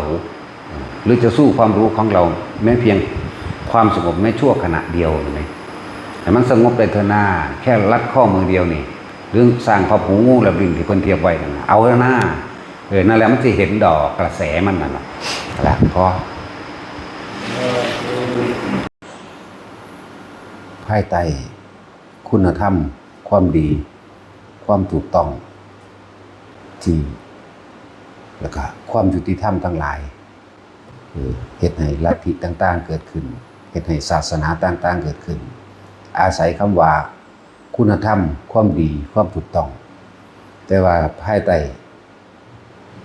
คำนี้ที่เกิดขึ้นก็อาศัยบุคคลเกิดบุคคลเป็นผู้นำคำนี้ออกมาเว้าบุคคลเป็นผู้นำคำว่าคุณธรรมความดีความจริงความถูกต้องหรือว่าความหวังดีแต่ส่วนมากที่ซ่อนเร้นเคลือบแฝงเอาไว้ด้วยความเห็นแก่ตัวแต่ว่าอาศัยคำว่าคุณธรรมความดีความถูกต้องความหวังดีที่ไหนได้ความอยากใหญ่ความอยากมีอำนาจอัตตาตัวตนแฝงอยู่ในหันแฝงอยู่ในใจของคนผู้นั้นแต่จังว่าแต่ละคนนี่ก็ท่านได้เข้าใจความจริงโดยธรรมชาติหลายๆคนที่ตกอยู่ใต้อำนาจของคำว่าของบุคคลที่ใส่คำว่าคุณธรรมความดีความจริงความถูกต้องหรือความหวังดีหลายๆคนที่ตกอยู่ใต้คำนี้แกที่ไหนได้อาจจะเป็นเครื่องมือของคนเห็นแก่ตัวก็ได้นะและที่พระพุทธเจ้าเฮาเป็นอย่างจังย้ำเตือนหนักเตือนหนาให้พึ่งตนเองคือหยังแล้วก็ให้พึ่งธรรมตามธรรมดาแล้วธรรมชาติทั้งหลายมันแสดงตัวของมันอยู่แล้วตลอดการทุกเมื่อสิ่งใดสิ่งหนึ่งเกิดเป็นธรรมดาสิ่งนั้นก็ดับเป็นธรรมดาคนเกิดแก่เจ็บตายป่วยเสื่อมสลายบ่หาความจีรังยั่งยืนบ่ได้สัตว์เกิดตายอากาศเปลี่ยนแปลงต้นไม้เปลี่ยนแปลงฤดูกาลเปลี่ยนแปลงนี่ไหมคือความจริงโดยธรรมชาติมันไหมเฮาสิไปเสือคนอีหยังกระดอกเข้าใจว่าล่ะเฮาสิไปเสือบุคคลอีหยังที่เขานำคำเบาที่บอกว่าความยุติธรรมความจริงความช่วยเหลือความหวังดีนี่แหละพุทธเจ้าเพิ่นเน้นให้พวกเฮานี่เห็นธรรมชาติโลดเห็นธรรมชาติตามความเป็นจริงบ่มีสิ่งใดจีรังยั่งยืนแม้สักอย่างหนึ่งสัตว์ทั้งหลายทุกชีวิตสัตว์ทั้งหลายเกิดเท่าไหร่ตายเท่านั้นนี่ไงธรรมชาตินะนี่คือความจริงโดยธรรมชาตินะเดี๋ยวเฮาเรียนรู้จากธรรมชาติพระพุทธเจ้าก็เอาออกมาจากธรรมชาติเด้บ่ได้เอามาจากบุคคลผู้ใดผู้หนึ่งเด้เอามาจากความจริงโดยธรรมชาติจึงบอกว่าพึ่งธรรมก็คือเห็นสิ่งทั้งหลายทั้งปวงอันตาอันหูอันจมูกอันลิ้นอันกายรูปรสกลิ่นเสียงสัมผัสทั้งหลาย เป็นของไม่จีรังยั่งยืนไม่เที่ยงแท้สุดท้ายแล้วก็เสื่อมหรือสลายตายดับแตกทุกอย่างนี่ไหมความจริงโดยธรรมชาตินั่นไหมเพิ่นจึงว่าบ่ให้เสื้อไผเพิ่งตนเดเห็นด้วยตนเองได้ยินด้วยตนเองรู้ด้วยตนเองนี่แหละกระทบสัมผัสด้วยตนเองจึงเรียกว่าพึ่งตนพิจารณาใคร่ครวญโดยตนเองวิเคราะห์วิจัยวิจารณ์โดยตนเองเด้จึงเรียกว่าพึ่งตนบ่แม่นว่าไผเว้าหยังมากก็สิเชื่อโลดนั่นเห็นบ่ล่ะอย่าเชื่อเพราะได้ยินได้ฟังสืบต่อกันมานั่นแหละคนจึงตกอยู่ใต้อำนาจของคำว่าคุณธรรมความดีความถูกต้องความหวังดีแต่ที่ไหนใดโดยบุคคลแล้วเคลือบแฝงไปด้วยความอยากใหญ่อยากมีอำนาจอยากให้ผู้อื่นกระทำตามความอยากของตนแต่ใส่คำว่าคุณธรรมความดีหวังดีดอกหวังดีดอกอันนี้แหละระวังดีๆประเภทหวังดีดอกนั่นแหละจังว่าให้ทุกคนมีสติมีปัญญาคือกันนั่นแหละเป็นยังคือบ่พิจารณาด้วยตนเองนี่เรียกว่าพึ่งตนเฮาก็เห็นด้วยตาของเฮาก็ได้ยินด้วยหูของเฮาพิจารณาวิจัยวิเคราะห์ด้วยตัวเองสรุปด้วยตัวเองไหมบ่แม่นเอาผู้อื่นสรุปมาให้แต่ของต้องรู้ด้วยตนเองแหละเห็นความจริงนี่เดินทางให้เฮาเห็นอยู่ตลอดตะเว้นขึ้นแล้วก็ตะเว้นตกเนาะกลางวันแล้วก็กลางคืนแล้วก็กลางวันมันยีรังอย่างยืนบ่ล่ะเนี่ยซ้ำนิดนึง นั่นแหละหลายคนจึงตกอยู่ใต้อำนาจของบุคคลที่เคลือบแฝงที่เอาคำว่าคุณธรรมความดีความยุติธรรมความจริงความหวังดีมาเป็นข้ออ้างในการสร้างอำนาจแห่งตนอยากให้ผู้นั้นผู้นี้มาย่อมเคารพนับถือตนเองแต่อ้างคำนี้แหละหวังดีมีความหวังดีมีความยุติธรรมหรือว่าใส่คำว่าความจริงแบบนั้นแบบนี้เด้ที่จริงทุกๆคนนั่นมันเห็นความจริงได้แต่ว่าคือบ่น้อมเข้ามาในตัวเองความจริงนี่ไหมตะเว้นขึ้นแล้วก็ตะเว้นตกกลางคืนแล้วก็กลางวันสิ่งใดสิ่งหนึ่งเกิดเป็นธรรมดาสิ่งหนึ่งก็ดับเป็นธรรมดาความเกิดความแก่ความตายมีเสมอกันส่วนความปลอมน่ะคือความไปหวังพึ่งสิ่งอื่นนอกจากตนอันนี้คือความบ่จริงละบัดมีผีสางนางไม้เทวดาดลบันดาลให้ความสุขเกิดได้ความทุกข์เกิดได้ความปวดความป่วยเกิดได้เป็นไปว่าได้ผีสางนางไม้เทวดาอินพรหมพระเจ้าอิหยังสิดลบันดาลให้ผู้นั้นตายมื้อนั้นตายมื้อนี้ให้เจ็บให้ปวดให้ป่วยให้ทุกข์ให้ยากเป็นไปว่าได้เห็นไหมนั่นแหละภายใต้คำเว้าคำว่าความยุติธรรมหรือความเป็นธรรมความจริงหรือความหวังดีที่เขานำสิ่งต่างๆเหล่านี้เข้ามาเคลือบแฝงเพื่อแสวงหาผลประโยชน์แห่งตนเนี่ยสรุปลงคือเห็นแก่ตัวเห็นบ่ล่ะเอาความเห็นแก่ตัวนั่นแหละแต่ว่าเอาคำนี้แหละคำว่าคุณธรรมความดีมาหลอกแล้วก็ยกอ้างเหตุผลต่างๆนานาเพื่อหว่านล้อมให้คนอื่นเชื่อตัวเองเมื่อเขาเชื่อแล้วก็จะนำให้พวกเขาทั้งหลายเหล่านั้นกระทำตามใจตนเองที่อยากจะทำความอยากไงความอยากมีอำนาจเป็นทั้งสั้นนั่นแหละอำนาจยังก็สร้างก็สู่ธรรมชาติดอกแต่ที่เพิ่นเห็นว่ายศถาบรรดาศักดิ์เกิดได้ก็เสื่อมได้ลาภยศสรรเสริญเกิดได้ก็เสื่อมได้เป็นของบ่จีรังยั่งยืนเพิ่นจังบ่ให้หลงไปกับสิ่งเหล่านี้พวกเฮามีสติพวกเฮามีปัญญาพิจารณาด้วยตนเองได้เด้อด้วยตนเองคือพึ่งตนพึ่งธรรมคือเห็นตามความเป็นจริงของธรรมชาติสิ่งทั้งหลายทั้งปวงเกิดเท่าไหร่ตายเท่านั้นดับเท่านั้นเห็นไหมนี่ไหมตัวมันจริงไหมแล้วก็อัตหิอัตโนนาโถเห็นไหมตนแลเป็นที่พึ่งของตนอยากได้หยังเฮาเฮ็ดเอาเองเด้บ่มีผู้ใดมาเสกหยังให้เฮาเด้นั่นแล้วจังซี่แล้วนั่นแหละหลายๆอย่างที่พระพุทธเจ้าเพิ่นพยายามนำความจริงออกมาเว้าเลยเพิ่นบ่ได้ว่าคุณธรรมความดีที่เราจะให้พวกเธอเพิ่นบ่ได้ว่าจังซี่เลยเพิ่นอยากให้เฮาเห็นความจริงจึงว่าธรรมะเพิ่นจึงเคารพธรรมมากๆนี่เป็นหยังคือมีการบอกว่าเคารพธรรมเคารพความจริงนั่นแหละบ่ฝืนธรรมบ่ฝืนความจริง เกิดแก่ก็รู้ว่าเกิดแก่บ่ได้ไปบังคับบ่ได้ไปหาแนวมาลั่งไว้บ่ได้ไปหายามากินยอมรับว่ามันแก่มันเฒ่ามันยอมรับว่ามันป่วยก็หาแนวมาปัวรักษามันไว้ซื่อว่าซั่นสิมีว่าเครื่องอาศัยก็ปัจจัย4เครื่องอาศัยของสัตว์โลกอาหารยารักษาโรคเครื่องนุ่งห่มที่อยู่อาศัยมีไหมยังอัตภาพที่เป็นไปซ้ำตายนี่ไหมยังอัตภาพมันเป็นไปนี่นึงเด้บ่แม่นว่ามาสร้างอาณาจักรบ่สร้างความยิ่งใหญ่ความอยากใหญ่ความเห็นแก่ตัวนั่นแหละสัตว์โลกจึงตกอยู่ใต้อำนาจตัวนี้แหละส่วนมากความอยากใหญ่ความเห็นแก่ตัวแต่ว่าบ่เห็นความจริงโดยธรรมชาติบ่มีเทพเจ้าองค์ใดสิมาดลบันดาลอิหยังให้ผู้ใดได้และคำว่าเทพเจ้าเทพเจ้าคนที่แต่งขึ้นก็เลยคนแต่งขึ้นมันก็แค่ว่าพวกอัตภาพที่สองเทวะแปลว่าสองเรื่องว่าเทวดาพวกตายจากมนุษย์ได้แล้วแต่ท่านดีก็ไปเป็นเทวดาอัตภาพที่สองก็คือเรียนเทวดาอินพรหมอัตภาพที่สองสิ้นชีพสิ้นชีวิตจากความเป็นมนุษย์ความดีตัวนั้นนึกถึงตัวนั้นไปเป็นแบบนั้นซื่อนึงเด้เขาบ่ได้ไปดลบันดาลยังไงไผใดเด้เขาเฮ็ดเอาเองนั่นเห็นบ่ล่ะพวกเฮาก็เฮ็ดเอาเองคือกัน นั่นแหละจังว่าเฮาพยายามที่จะสื่อสารความเข้าใจให้ทุกท่านเข้าใจธรรมชาติการพบคือการเริ่มจากการเกิดก็คือการเริ่มตาย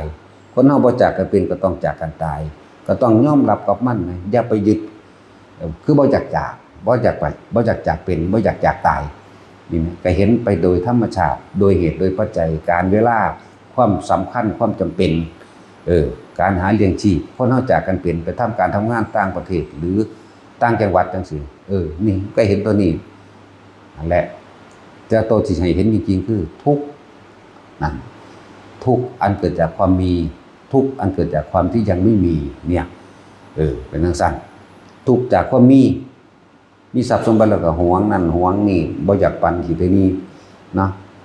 ทุกข์จากความบ่มีคือต้องไปหาเห็นมั้ยลึกเข้ามาบัดนี้แม่นหยังล่ะเฮาจึงถูกความอยากเด้ตัวนี้แหละจังว่าถ้าเฮาบ่กระหายอยากความเป็นไว้แต่เกิดของเฮาก็ยังเวียนอยู่คือเก่ามันนั่นแหละจังว่าให้ทุกคนเห็นตามเป็นจริงซะเห็นธรรมชาติของจริงต้นไม้ตัวนี้เกิดแล้วต้นไม้ตัวนี้ก็ต้องตายหมาตัวนี้เกิดหมาตัวนี้ก็ตายไก่ตัวนี้เกิดไก่ตัวนี้ก็ตายคนผู้นี้เกิดคนผู้นี้ก็ตายการเห็นกันเดี๋ยวก็จากกันเดี๋ยวก็บ่เห็นกันเห็นไหมเห็นความจริงตัวนี้แล้วก็ใช้ชีวิตโดยบ่เบียดเบียนซะเพราะหลายๆอย่างมันสิเก็บฝังไว้ในอารมณ์แห่งความรู้สึกมันสินำพาไปแหละที่ร่วมยอดในพุทธศาสนาในร่วม3คำสอนของพระพุทธเจ้าเพิ่นได้ให้เพิ่นสอนตามความเป็นจริงเด้อบ่แม่นว่าคุณธรรมความดีมาหล่อเด้สอนตามความเป็นจริงพวกสัพพปาปัสสะนี่อากาลนังบ่ตามธรรมดาแล้วความอยากความโลภของพวกเฮานี่แหละพาเวียนว่ายตายเกิดเพราะความเห็นแก่ตัวทีนี้เฮามองลุกเข้ามาว่าทั้งหลายเหล่านี้แหละเฮาคนเดียวนี่เที่ยวรังแกผู้อื่นทำร้ายผู้อื่นทั้งเสียชีวิตและทรัพย์สินสัตว์มาก่อนเป็นส่วนมากเห็นป่ะเฮาเอาเฮาฆ่าผู้อื่นมากินทำลายบ้านเรือนก็พอจากเวลาพวกไปแย่ไข่มดแดงทั้งฆ่าเขาทั้งทำลายบ้านเรือนเขาเนาะนั่นเห็นบ่เสียชีวิตและทรัพย์สินบ่ระบาดจังซั่นแล้วเอามาบำรุงเลี้ยงเจ้าของเองโดยความเห็นแก่ตัวจังซั่น บัดนี้ถ้าเฮาเห็นความจริงเฮานี่กินผู้อื่นมามากมายแล้วนำมาเห็นถึงว่าพยายามสำรวจตรวจสอบตัวเองว่าตัวเองสร้างความเสียหายกับผู้อื่นมากมายเพียงใดเราก็คิดถึงตรงว่าถ้าเฮาบ่ว่างได้มันก็ต้องเวียนว่ายตายเกิดมาถือเขาฆ่าคือกันเฮาฆ่าเขาก็เลือดไหลยิ่งกว่าแม่น้ำในทะเลทั้ง4แล้วดิเขาฆ่าเฮาก็คือกันเด้ว่าธรรมดาเด้นี่แหละเห็นทุกข์บัดนี้เฮาจึงต้องเอาตัณหาอันละเอียดมาละตัณหาหยาบตัณหาหยาบคือความเห็นแก่ตัวอยากได้อยากดีอยากมีอยากเป็นอยากกินแต่เจ้าของเมื่อเห็นเหตุของมันแล้วเอาตัณหาอันละเอียดคือมีความหวังว่าเฮ็ดจังได๋สิสิ้นทุกข์คือพระนิพพานมาเลยว่าสัพพปาปัสสะอากาลนังละอกุศลออกโดยความเห็นตัวนี้แล้วสัจจิตะพริยนทั้ง แล้วก็เริ่มทำความดีบัดนี้เริ่มทำความดีมันต้องฝืนเฮ็ดได้บัดนี้ความเคยชินความเห็นแก่ตัวมันก็เลยต้องฝืนเฮ็ดท่านก็จะเพิ่มทุกข์ท่านก็จะปรารถนาผลในท่าน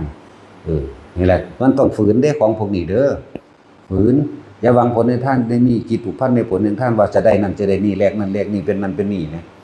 นั่นแหละอากาลนังกุศสูปสัมปทาสัจจิตะปริโยทัปปนังสัจจิตะทำจิตให้ขาวรอบคำว่าขาวรอบบ่เอาอย่างจักอย่างเด้แม้นบุญที่ทำมาหลายๆนะแต่จะเปรียบเทียบนะถ้าเฮาสะสมทองได้ละเป็นตันแหละสะสมเงินได้ละเท่าใดล้านแหละสะสมที่ดินบ้านความมีทั้งหลายแล้วนี่เมื่อมันมีเต็มที่ของมันแล้วมันก็ว่างมันก็พ่อเองเลยทำจิตให้ขาวรอบนี่คือบ่ปรารถนาอย่างอีกวางบุญเมื่อว่างบุญแล้วมันก็ว่างบาปไปนั่นเองตะกี้เฮาบ่ฮู้เห็นบ่ล่ะว่าคำสอนที่เพิ่นมาสรุปยอดเอาไว้ในโอวาทปาติโมกข์นะสัพพปาปัสสะอากาลนังกุศลสูปสัมปทานี่ทำกุศลให้เกิดเนี่ยคำว่าทำกุศลให้เกิดกุศลสูปสัมปทานคือทำกุศลให้เกิดความฉลาดต้องบ่เบียดเบียนไผความฉลาดต้องอยู่กับตัวเองได้ความฉลาดคำว่ากุศลนี่ต้องบ่อยู่โดยความเดือดร้อนระแวงระวังว่าผู้นั้นผู้นี้สิมาตีมาฆ่ามาลักเด้ก็เฮาบ่ไปเฮ็ดบัดนี้ก็บ่เลยบ่ได้ระแวงหยังนั่นแหละสัพพปาปัสสะนี่ละบาปออกไปกุศลสูปสัมปทาสร้างสิ่งที่เป็นบุญกุศลเกิดขึ้นมาสัจจิตะปริโยทัปปนังทำจิตให้ขาวรอบปราศจากความอยากได้อย่างทั้งปวงเลยบุญก็บ่เอาแล้วนั่นอย่างเช่นคือคำสอนที่พุทธเจ้าว่าบุคคลผู้ใดเนี่ยแม้ตั้งแต่เกิดไม่เคยคิดอกุศลเลยแม้เพียงแค่ปลายขนทรายขนกวางขนทรายก็ดีขนกวาง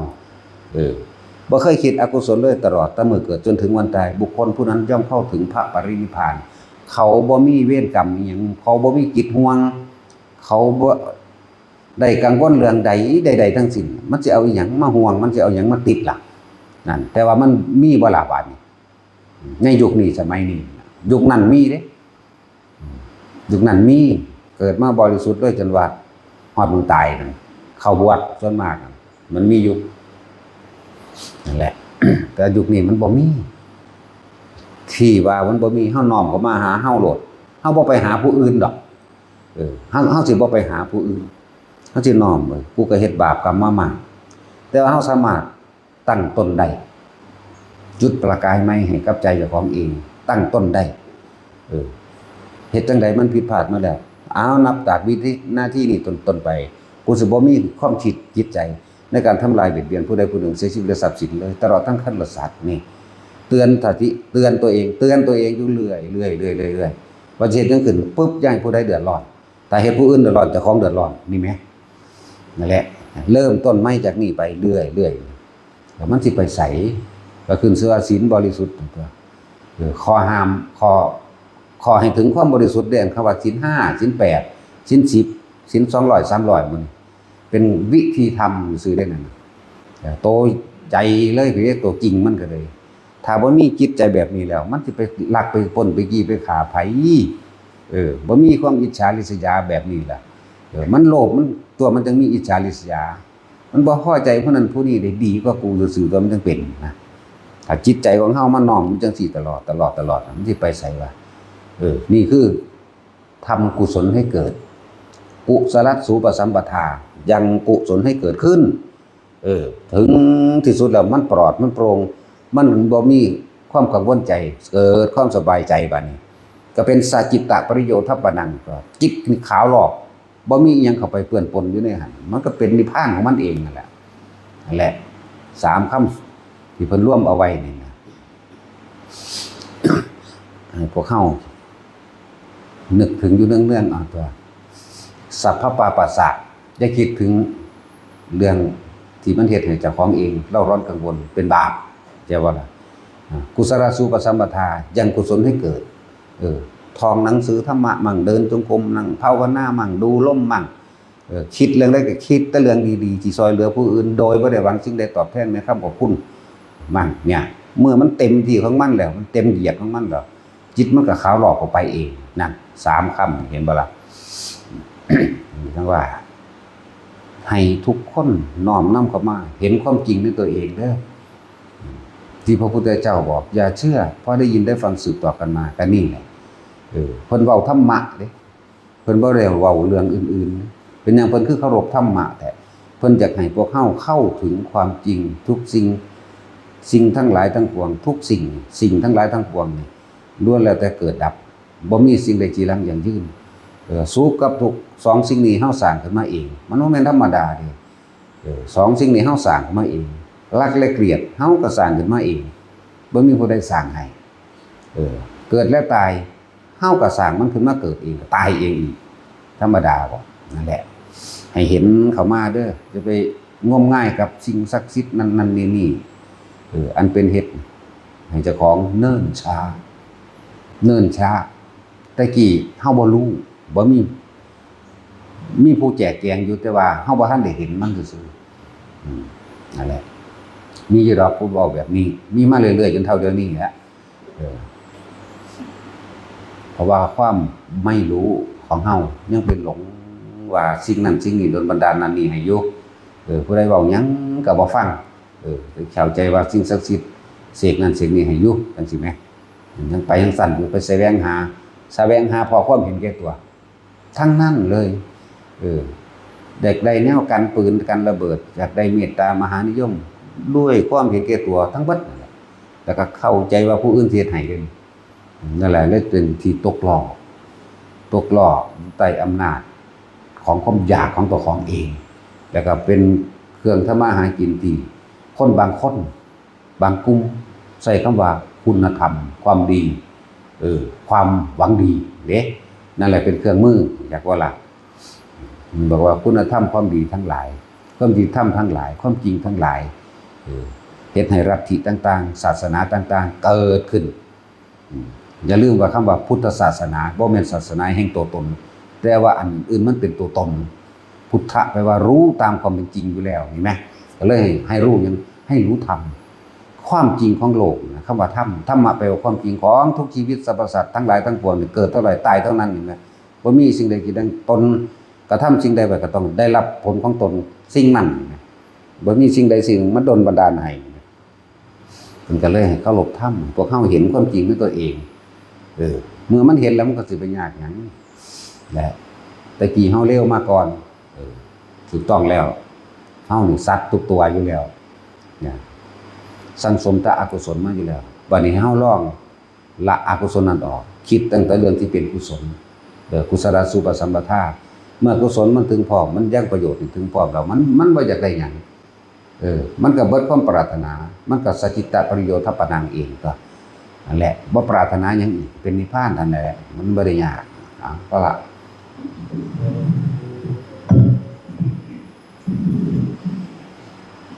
นี่เด้อถ้าผู้ใดยังมีวิจัยวิจารณ์หลักการและยืนยันและตัดสินสำนักนั้นผิดสำนักนี้ถูกค่อยวิจัยวิจารณ์ตั้งแต่ผู้อื่นอันนั้นผิดอันนี้ถูกเพื่อสิยืนยันตัดสินความเห็นของความเห็นส่วนตัวของเจ้าของถูกอันนี้ส่วนมากเขาสิมีแต่การวิจัยวิจารณ์ผู้อื่นเป็นจังซั่นผู้อื่นเป็นจังซี่เด้อันนี้แต่เป็นหมู่ภิกษุสงฆ์เราใดแสดงแบบนี้ก็ช่างหรือคนอุบาสกอุบาสิกาใดที่เขาสอนทำมันมีเยอะแยะอยู่แล้วแบบนี้ก็ช่างถอนออกมาอย่าเบิ่งอย่าติดต่ออย่าติดตามพอเขาสิมีตั้งแต่หลักการวิจัยวิจารณ์ความผิดความถูกไปหาทฤษฎีหาเหตุผลมาประกอบกับความเห็นของเจ้าของเป็นไงปล่อยวางบ่ได้ครับนั่นแหละจังว่ามันหาแต่หลักการหาทฤษฎีหาหลักฐานหาพยานมายืนยันอันนั้นจริงอันนี้ไม่จริงอันนั้นผิดอันนี้ถูกอยู่เขาสิเว้ากันมกมุ่นแต่เรื่องนี้บุคคลใดบ่ว่าคฤหัสถ์แสดงธรรมหรือเมชีก็ช่างแสดงได้ทั้งนั้นแหละแต่ว่าให้เฮาสังเกตตัวนี้เป็นหลักถ้าบ่เป็นตาถอนออกมาทันทีโลดอย่าไปติดตามอย่าไปเบิ่งยิ่งมีประเภทว่าถ้าสิแสดงธรรมสอนธรรมโดยยับยั้งทำลายหรือว่ายกอ้าง หมู่ภิกษุดูถูกหมู่ภิกษุสงฆ์ทั้งหลายนี่ให้ถอยทันทีเลยเด้อพระนั้นไม่ดีพระนี้ไม่ดีสำนักนั้นไม่ดีสำนักนี้ไม่ดีทันทีถอยเลยอย่าไปติดตามเด้อ นั่นแหละแต่สัตว์เดรัจฉานในแท้เขายังบ่ดูถูกหมู่ผู้ที่มีภากาสาวพัดนะเฮาคบคนเช่นไรเสพติดธรรมของบุคคลเช่นไรเฮาสิไหลเป็นเหมือนดุจดั่งบุคคลเช่นนั้นเด้อซึ่งทราบโดยบ่รู้โตบางสำนักจดจำท่องจำมาแล้วสถาบันบางสถาบันจดท่องจำมาแล้วสิค่อยเอาไปตะดูถูกผู้อื่นเด้บ่ได้เลือกได้ว่าเจ้าของควรในฐานะหรือบ่ควรในฐานะเข้าใจบ่ล่ะค่อยถ้าเอาไปดูถูกตัดสินอันนี้กล่าวคำไม่จริงคำนี้จริงคำนั้นไม่จริงเนี่ยถอยออกมาเลยเด้อจะไปสนใจมันเขาสิหาแต่พยานเขาสิหาแต่หลักฐานมายืนยันเหตุผลของเขาทิฏฐิของเขาว่าถูกเด้นั่นแหละเขาไม่ได้สอนเรื่องปล่อยว่างหรอกเป็นเฮาเสพติดกับพวกนั้นเฮาสิซึมซาบเป็นคือเขาเพราะแต่ได้จดจำฟังธรรมมาฟังที่เขาแสดงบรรยายมาปุ๊บมันสิเอาคำที่เป็นความเห็นกันของไปดูถูกผู้อื่นไปกล่าวตู่ผู้อื่นว่าคนนี้กล่าวผิดคนนั้นกล่าวถูกต้องอย่างนั้นจึงจะถูกจังตรงนี้จึงจะใช่ถอยออกมาโลดอย่าไปเบิ่งนี่แหละวิธีเลือกออกมาแล้วที่ดีที่สุดก็คือเฮาศึกษาโดยตนเองบ่กี้บทดอกของพระพุทธเจ้าธรรมมาจากกัปปวัตตนสูตรนี่เป็นหลักเลยหลักไงพุทธเจ้าองค์ใดออกมาก็แสดงธรรมมาจากหลักกรหมู่นี่คือหลักไงหลักนี้เฮายึดไว้ได้ยึดมาปฏิบัติยึดมาทำตามได้เฮ็ดจังได๋เพิ่นก็แสดงมรรคมีองค์8อริยสัจ4ทุกข์แบบนี้สมุทัยเหตุแห่งทุกข์แบบนี้การดับทุกข์ดับแบบนี้วิธีดับทุกข์ดับแบบนี้นี่ต่างหากส่วนที่ยังไปหาวิจัยวิจารณ์คนนั้นพูดไม่จริงคนนั้นพูดจริงมันต้องกล่าวถูกกล่าวผิดมันจะเป็นหลักการอีหยังอยู่นะนั่นแหละจึงบอกว่าธรรมจักรบทเดียวนี่แหละคุ้มบทแล้วบทรองลงมากับอนัตตลักษณะสูตรว่าโดยของแตกทำลาย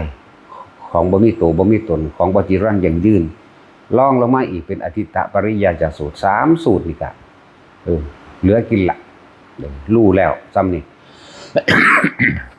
เราถือว่าการเสพติดการเสพครบนะบุคคลเช่นใดเราจะเป็นเช่นนั้นเด้อเฮาสิซึมซาบไปที่เคยเห็นมาล่ะไปอ่านไปจดจำมาล่ะมาหากล่าวตู่ผู้อื่นน่ะเท่ทันทีเลยมันเป็นจังไดถือว่าถอนออกมาเลิกติดตามบล็อกไปเลยก็ได้สิวางซั่นคนพวกนี้สิจดจำแต่คำนั้นมาค่อยว่าผู้อื่นเด้แต่ว่ามันบ่เคยเบิ่งตัวเองนั่นแหละนี่คือวิธีกับสถานที่ที่เพิ่นมุ่งเน้นในข้อวัดปฏิบัติมุ่งเน้นในการเบิ่งกายกับใจของเจ้าของเองมุ่งเน้นในการจะไปสนไผจังซี่นะมุ่งเน้นในการจดจ่อมาดูตัวเองดูกายกับใจของเจ้าของเองเนี่ยแล้วก็วิธีการปฏิบัติของเพิ่นเนี่ยเฮาจังเลือกเข้าไปคบไปเสพกับพวกจังซั่น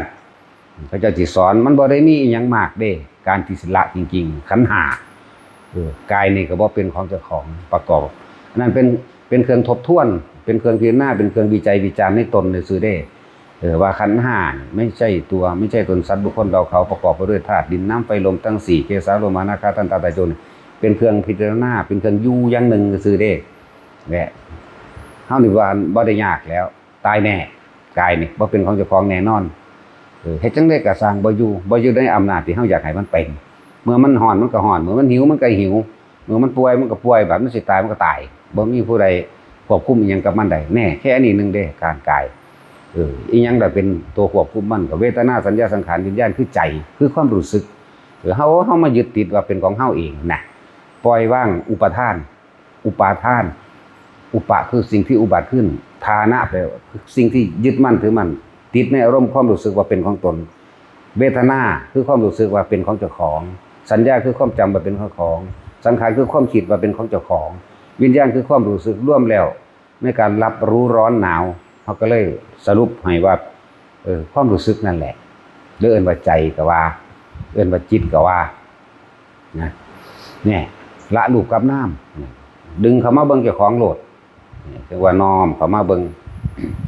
แล้วก็วิธีปฏิบัติจังซี่เพิ่นสอนกรรมฐานใดถ้ามันอยู่ในวงกรรมฐานที่พระพุทธเจ้าแสดงเอาไว้เพิ่นเน้นอยู่แล้วสติปัฏฐาน4เพิ่นเน้นโดยอานาปานสติและสติปัฏฐาน4นี่เป็นหัวใจเลยที่เพิ่นเน้นการดูลมหายใจเนี่ยก็คือการอยู่กับตัวเองดูลมหายใจเมื่ออยู่ลมหายใจแล้วก็เห็นเวทนาแห่งความรู้สึกของเจ้าของเองมันก็เห็นความคิดนึกต่างๆนานาสารพัดที่มันปรุงมันแต่งไปมันก็เห็นธรรมคือสิ่งทั้งหลายทั้งปวงที่มันเกิดกับเฮานั่นแหละกายเวทนาจิตธรรมอาศัยอานาปานสตินี่สติปัฏฐาน4หลักยืนนี่เององค์แห่งการตรัสรู้เพิ่นแสดงไว้โพธิปักขิยธรรมองค์แห่งการตรัสรู้ทั้งเบิดนั่นแหละบรรลุธรรมนั่นแหละ37อย่าง37หมวด37อาการเพิ่นเอาอานาปานสติประกอบเข้ากับสติปัฏฐาน4เป็นที่1นั่นแหละผู้ใดเพิ่นสอนแนวนี้ก็ให้เขาไปเสพครบปฏิบัติตามข้อวัดที่เขาเจ้าแนะนำนั่นเพราะว่ามันสิเห็นตนมันสิเห็นเจ้าของเองเห็นความยึดมั่นถือมั่นของเจ้าของเองนั่นแหละถ้าผู้ใดเข้ามาอยู่ในหลักนี้ก็เป็นเรื่องที่พระนิพพานเลยเป็นของบ่ไกลจากเฮาเพราะว่าอยู่นำเฮาอย่าให้ไปกับสำนักที่เขาเจ้าสอนอานาปานสติหรือสติปัฏฐาน4นี่เป็นหลักใหญ่โลดแล้วก็แนวคิดหรือวิธีปฏิบัติข้อวัดเอิ้นว่าข้อวัดปฏิบัตินี่ตัวนี้มันเป็นเส้นตรงแล้วทางตรงแล้วบ่ซ่าก็เร็วมันก็ได้ของมันอยู่แล้วลักษณะนี้ส่วนไปค่าวิจัยวิจารณ์หลักการจังสั่นหลักการแบบนี้โอ้ยบ่ถึงไหนมันยังติดอยู่ผู้สอนก็ยังติดอยู่ผู้ตามก็ต้องติดคือกันนั่นแหละมันเป็นจังสั่นเลือกเอาเด้อเลือกพระเจ้าเพิ่นก็บอกให้เฮาเลือกอยู่เด้ล่ะหน้าดีแม้นสิว่าหวานข้าวกล้าน้อยแต่ว่าได้ผลมากนะนั่นแหละหน้าบ่ดีมันหวานหลายมันก็บ่ได้หรอกเป็นจังซั่นเพิ่นก็ให้เฮาเลือกอยู่เฮาก็บอกให้ทุกคนหาวิธีเลือกอุบาสกอุบาสิกาพวกแม่ชีพวกหมู่นี้เขาเจ้าแสดงธรรมแสดงได้เป็นเรื่องดีแต่ว่าที่บ่ดีมันสิมีว่าค่อยดูถูกผู้อื่นวิจัยวิจารณ์ออกนอกหลักแห่งการที่สิบรรลุธรรมไหมจังสิถอนเลยอย่าไปติดตามจะไปเสพครบเฮาสิเป็นคือเขาเพราะถ้าจำมาได้ปั๊บสิไปหาว่าผู้อื่นผิดโลดแต่ของถืออยู่ผู้เดียวนี่ถอยออกมาอย่าไปติดตามเด้อตั้งแต่ซ้ำนั่นก็ยังละบ่ได้อยู่อะไรทั้งว่าบอกไว้ถ้าอยากได้ความรู้อ่านเอาอยู่ในพระไตรปิฎกอยู่ในตู้พระไตรปิฎกมีบัดทุกอย่างแล้วถ้าอยากได้ความจริงหันมาเบิ่งกายกับใจเจ้าของเองเนี่ยหันมาเบิ่งกับสิ่งที่มันเกิดกับเฮาเองเฮาเป็นทุกข์เพราะว่าความพอใจกับสิ่งใดนั่นแหละเฮาเป็นทุกข์เพราะว่าความสุขนั่นแหละเฮาปรารถนาความสุขปรารถนาความยินดีความพอใจให้มันได้ดังใจจังซี่นั่นแหละเหตุแห่งทุกข์ทั้งปวงหมุนเข้าไปใส่เบิ่งที่ว่านี่เอาไปเทียบทุกข์เกิดขึ้นเพราะว่าเฮาเข้าไปยึดในความบ่เที่ยงแท้แน่นอนอยู่ในความบ่จีรังยั่งยืนของกายเจ้าของแน่เนี่ยเอาในของเฮาเองนี่แหละในความรู้สึกเจ้าของแน่สัญญาเวทนาสังขารวิญญาณเจ้าของแน่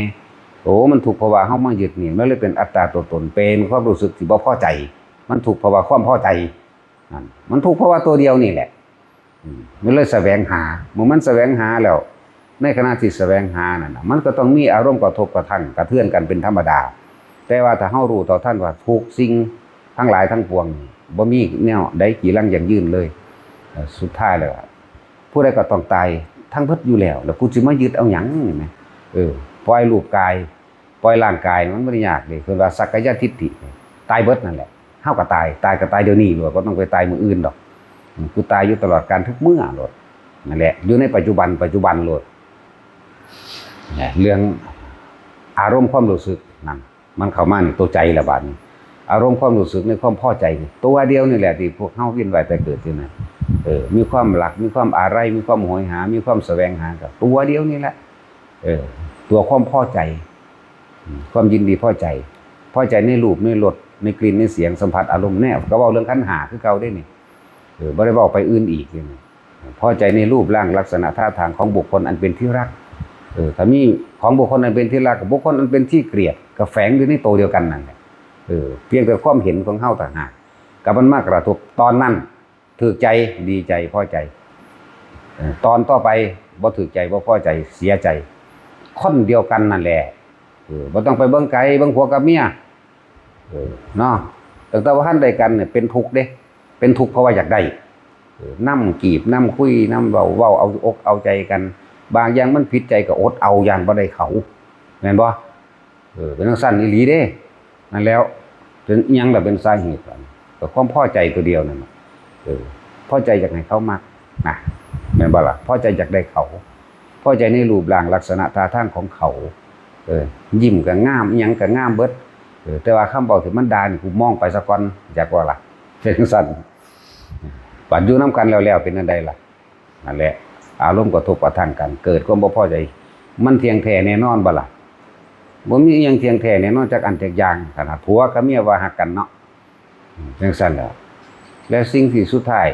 เฮาสิตายจากกันทั้งที่ยังรักอยู่หรือเฮาสิตายจากกันทั้งที่เกลียดกันหรือเฮาสิตายจากกันด้วยการเห็นความจริงอริยสัจสี่และอนิจจังทุกขังอนัตตาตายยังมีสติได้พวกนี้จักว่าล่ะตายที่ยังรักอยู่บ่ฮู้ซะด้วยซ้ำว่าเจ้าของสิเวียนว่ายตายเกิดกับความทุกข์ที่ปรารถนาที่แสวงหาตายที่ยังรักอยู่เด้จักว่าล่ะวัฏฏะสงสารนี่จักสิยาวนานกันใดไม่รู้วัฏฏะก็คือความคิดทั้งหลายที่มันปรารถนามันเวียนไปวนมาหาสิ่งที่พอใจนั่นแหละวัฏฏะสงสารยาวนานหาประมาณบ่ได้เที่ยวเวียนว่ายตายเกิดนั่นตายที่ยังรักอยู่เด้นี่ถ้าตายที่ยังเกลียดก็คือกันสร้างมันกูบ่อยากอยู่ใกล้มึงกูบ่อยากไปใกล้นั่นสาบแช่งอยู่เลยตั้งแต่อยู่น้ำกันจักบ่ล่ะอุ้ยอุตสวามันตายเนี่ยก็ว่าได้เนาะมันจักอยู่ภาพมโนนึกเจ้าของเองมันปรุงมันแต่งกันดีใจสมน้ำหน้าคิดขึ้นมาจังได๋สะใจว่าซั่นที่ไหนได้มันก็อยู่น้ำกันเด้อแต่ความก็ตกนรกน้ำกันนั่นแหละนรกดิบๆคือความโกรธจักบ่ล่ะเป็นจังซั่นบัดนี้เฮาเมื่อฟังธรรมของพระพุทธเจ้ารู้อริยสัจสี่แล้วรู้อนิจจังทุกขังอนัตตาแล้วหันเข้ามาเบิ่งความจริงของโลกความจริงของโลกโดยโลกิยสัจจะทั้งหลายแหละทุกสิ่งทุกอย่างต้องตายจากกันแน่นอนพลาดจากกันแน่นอนเป็นความจริงเช่นนั้นแล้วก็โลกุตระสัจจะก็คือว่าถ้าเฮาถอนเห็นรู้ท่านตามความเป็นจริงว่าสิ่งทั้งหลายทั้งปวงเกิดขึ้นมีความแปรเปลี่ยนไปเป็นธรรมดาแตกดับเสื่อมสลายทำลายเป็นธรรมดาเนี่ยมันก็ถอนความยึดมั่นถือมั่นออกอยู่ดูน้ำกันก็อยู่เหมือนตายก็เหมือนตายเข้าใจว่าล่ะอยู่ก็อยู่แบบธรรมดาเพราะว่ามันได้เกี่ยวข้องกันมาแล้วแต่ว่าไม่ผูกพันต่อไปเข้าใจว่าเกี่ยวข้องแต่ไม่ผูกพันในขณะที่ยังมีชีวิตอยู่มันเคยเกี่ยวข้องเป็นกันมาแล้วเป็นผัวเป็นเมียลูกป้าอาเอายังกันมาแล้วแต่ว่าเราไม่ผูกพันไม่อะไรเข้าใจบ่ไปปรุงไปแต่งอนาคตให้จนเกิดอารมณ์ความรู้สึกพอใจเลยบ่พอใจมีแต่รู้ท่านคือมีชีวิตอยู่เพียงแค่ตายนึงเป็นจังซั่นแล้วจังว่าให้เข้าใจคำว่าเกี่ยวข้องแต่ไม่ผูกพันเพราะรู้เท่าทันเด้อความคิดที่มันอยากได้ดังใจและรู้เท่าทันสิ่งทั้งหลายทั้งปวงเป็นอนิจจังความบ่เที่ยงแท้แน่นอนสารพัดสุดท้ายเป็นอนัตตาทุกคนต้องจากลาเฮาสิจากกันเป็นเฮาสิจากกันตายเฮาสิจากกันเป็นทั้งที่ยังรักอยู่หรือจากกันตายทั้งที่ยังรักอยู่ฟังดีๆโลดนั่นแหละล้วนแล้วถ้าเป็นเหตุแห่งทุกข์ทั้งเบิดจากเป็นหรือจากตายทั้งที่ยังรักอยู่ทุกเบิดเนาะจะจากเป็นหรือจากตายก็ช่างบัดนี้แต่เห็นความจริงโดยความเป็นอนิจจังทุกขังอนัตตาเข้าไปเห็นความแจ้งจริงในความรู้สึกของเจ้าของตราบใดที่เฮามีความรู้สึกอันนั้นอันนี้และความพอใจอยู่นี่เหตุแห่งทุกข์อยู่นี่เห็นความบ่เที่ยงแท้แน่นอนยอมรับว่าสิ่งทั้งหลายทั้งปวงเกิดมาเท่าใดก็สร้างพัดภาคเท่านั้นตายเท่านั้นยอมรับมันแล้วก็เอาความรู้สึกเจ้าของนี่แหละเป็นเครื่องวัดเจ้าของเองเด้อมันสิบ่มีความอาลัยเห็นก็เห็นธรรมดาเฮ็ดนำกันก็เฮ็ดธรรมดาเฮ็ดบ่คือตะกี้เอาเจ้าของเทียบเอาตัวตะกี้เฮ็ดน้ำลูกน้ำเต้าหรือว่าเฮ็ดน้ำผัวน้ำเมียโอ้ยย่านแต่บ่ถูกอกถูกใจเขาแม่นบ่บัดนี้เฮ็ดน้ำธรรมดาสู่อาหารน่ากินให้สิหาไว้จังซั่นหาไว้ส่ำนั้นแหละกินบ่กินก็ช่างนี่คือเฮาหาแล้วเป็นหน้าที่อย่างหนึ่งแค่นั้นเองบ่ได้แบบโอ้ยเป็นจังได๋แซ่บบ่นัวบ่เอาหยังบ่เติมหยังบ่ลูกเต้าเราหลานก็สร้างเฮาก็บ่ได้ปล่อยปละละเลยเฮาก็บอกสอนอยู่สอนปล่อยสอนอยู่ บ่แต่ว่าบ่ได้เอาจิตตามบ่ได้ไปสร้างอนาคตไว้เขาเด้มึงต้องได้นั่นมึงต้องเป็นนี่แบบนี้แบบนี้แบบนี้นั่นน่ะเนี่ยส่วนมากเป็นสั้นความรักความผูกพันความรักความอะไรนั่นแหละเฮ็ดให้สัตว์ทั้งหลายเวียนว่ายตายเกิดมากที่สุดสร้างอารมณ์คือภพความรู้สึกนั่นแหละคือภพเด้อพอใจกับไม่พอใจนั่นแหละตัวภพเฮ็ดจังได๋เฮาสิทันมันกึกเห็นโลดเห็นอนิจจังอนัตตามันทุกสิ่งทุกอย่างบ่มีความยืนยั่งยืนดอกเนี่ยเห็นปั๊บของมันก็หยุดของมันบอกไปโรงเรียนเด้อเงินอยู่หันเด้อเฮ็ดอันนั้นเด้อบ่เฮ็ดก็สร้างหัวมันตีแค่นี้นึงแนวบ่ได้ยากเลยผัวเมียคือกันก็เฮ็ดไปนํกันธรรมดานั่นแหละแต่ถึงหน้าค่าแล้วมันอยู่นํกันบ่ได้ดอกมันสิบีบออกมาบีบโดยว่าแม่นเรื่องทุกข์ร้อนให้บีบเด้เป็นโดยธรรมชาติของมันมันคลายกำหนัดคลายความยินดีนะมันคลายออกจากรูปร่างลักษณะท่าทางเพราะว่ามันเห็นอนิจจังอนัตตาเวทนาสัญญาสังขารมันคลายออกจากความรู้สึกนั่นอีกแต่กี้บ่ได้ผู้เมียเห็นผัวไปกินเหล้าเต้นหน้าห้านนี่โอ้ยศูนย์ขึ้นมาโลดเนาะนั่นแหละตัววัดอยากบ่ล่ะโอ้ยโมโหขึ้นมาโลดถ้าคนปฏิบัติธรรมก็เห็นแล้วมันสิปล่อยจักบ่เขาก็เป็นของเขาจังสั่นเฮาสิเฮ็ดหยังกับเขาได้เนี่ยมันสิไปจังสั่นเด้มันปล่อยเมื่อถึงอนาคาแล้วมันบ่อยากอยู่ดอกเงินนะมันสิดีดตัวเองออกมาหาหม่องบวชเป็นผู้ชายผู้หญิงก็บวชคือกันมันสิเป็นศีล8ขึ้นมาเองเด้อเป็นเอาเอง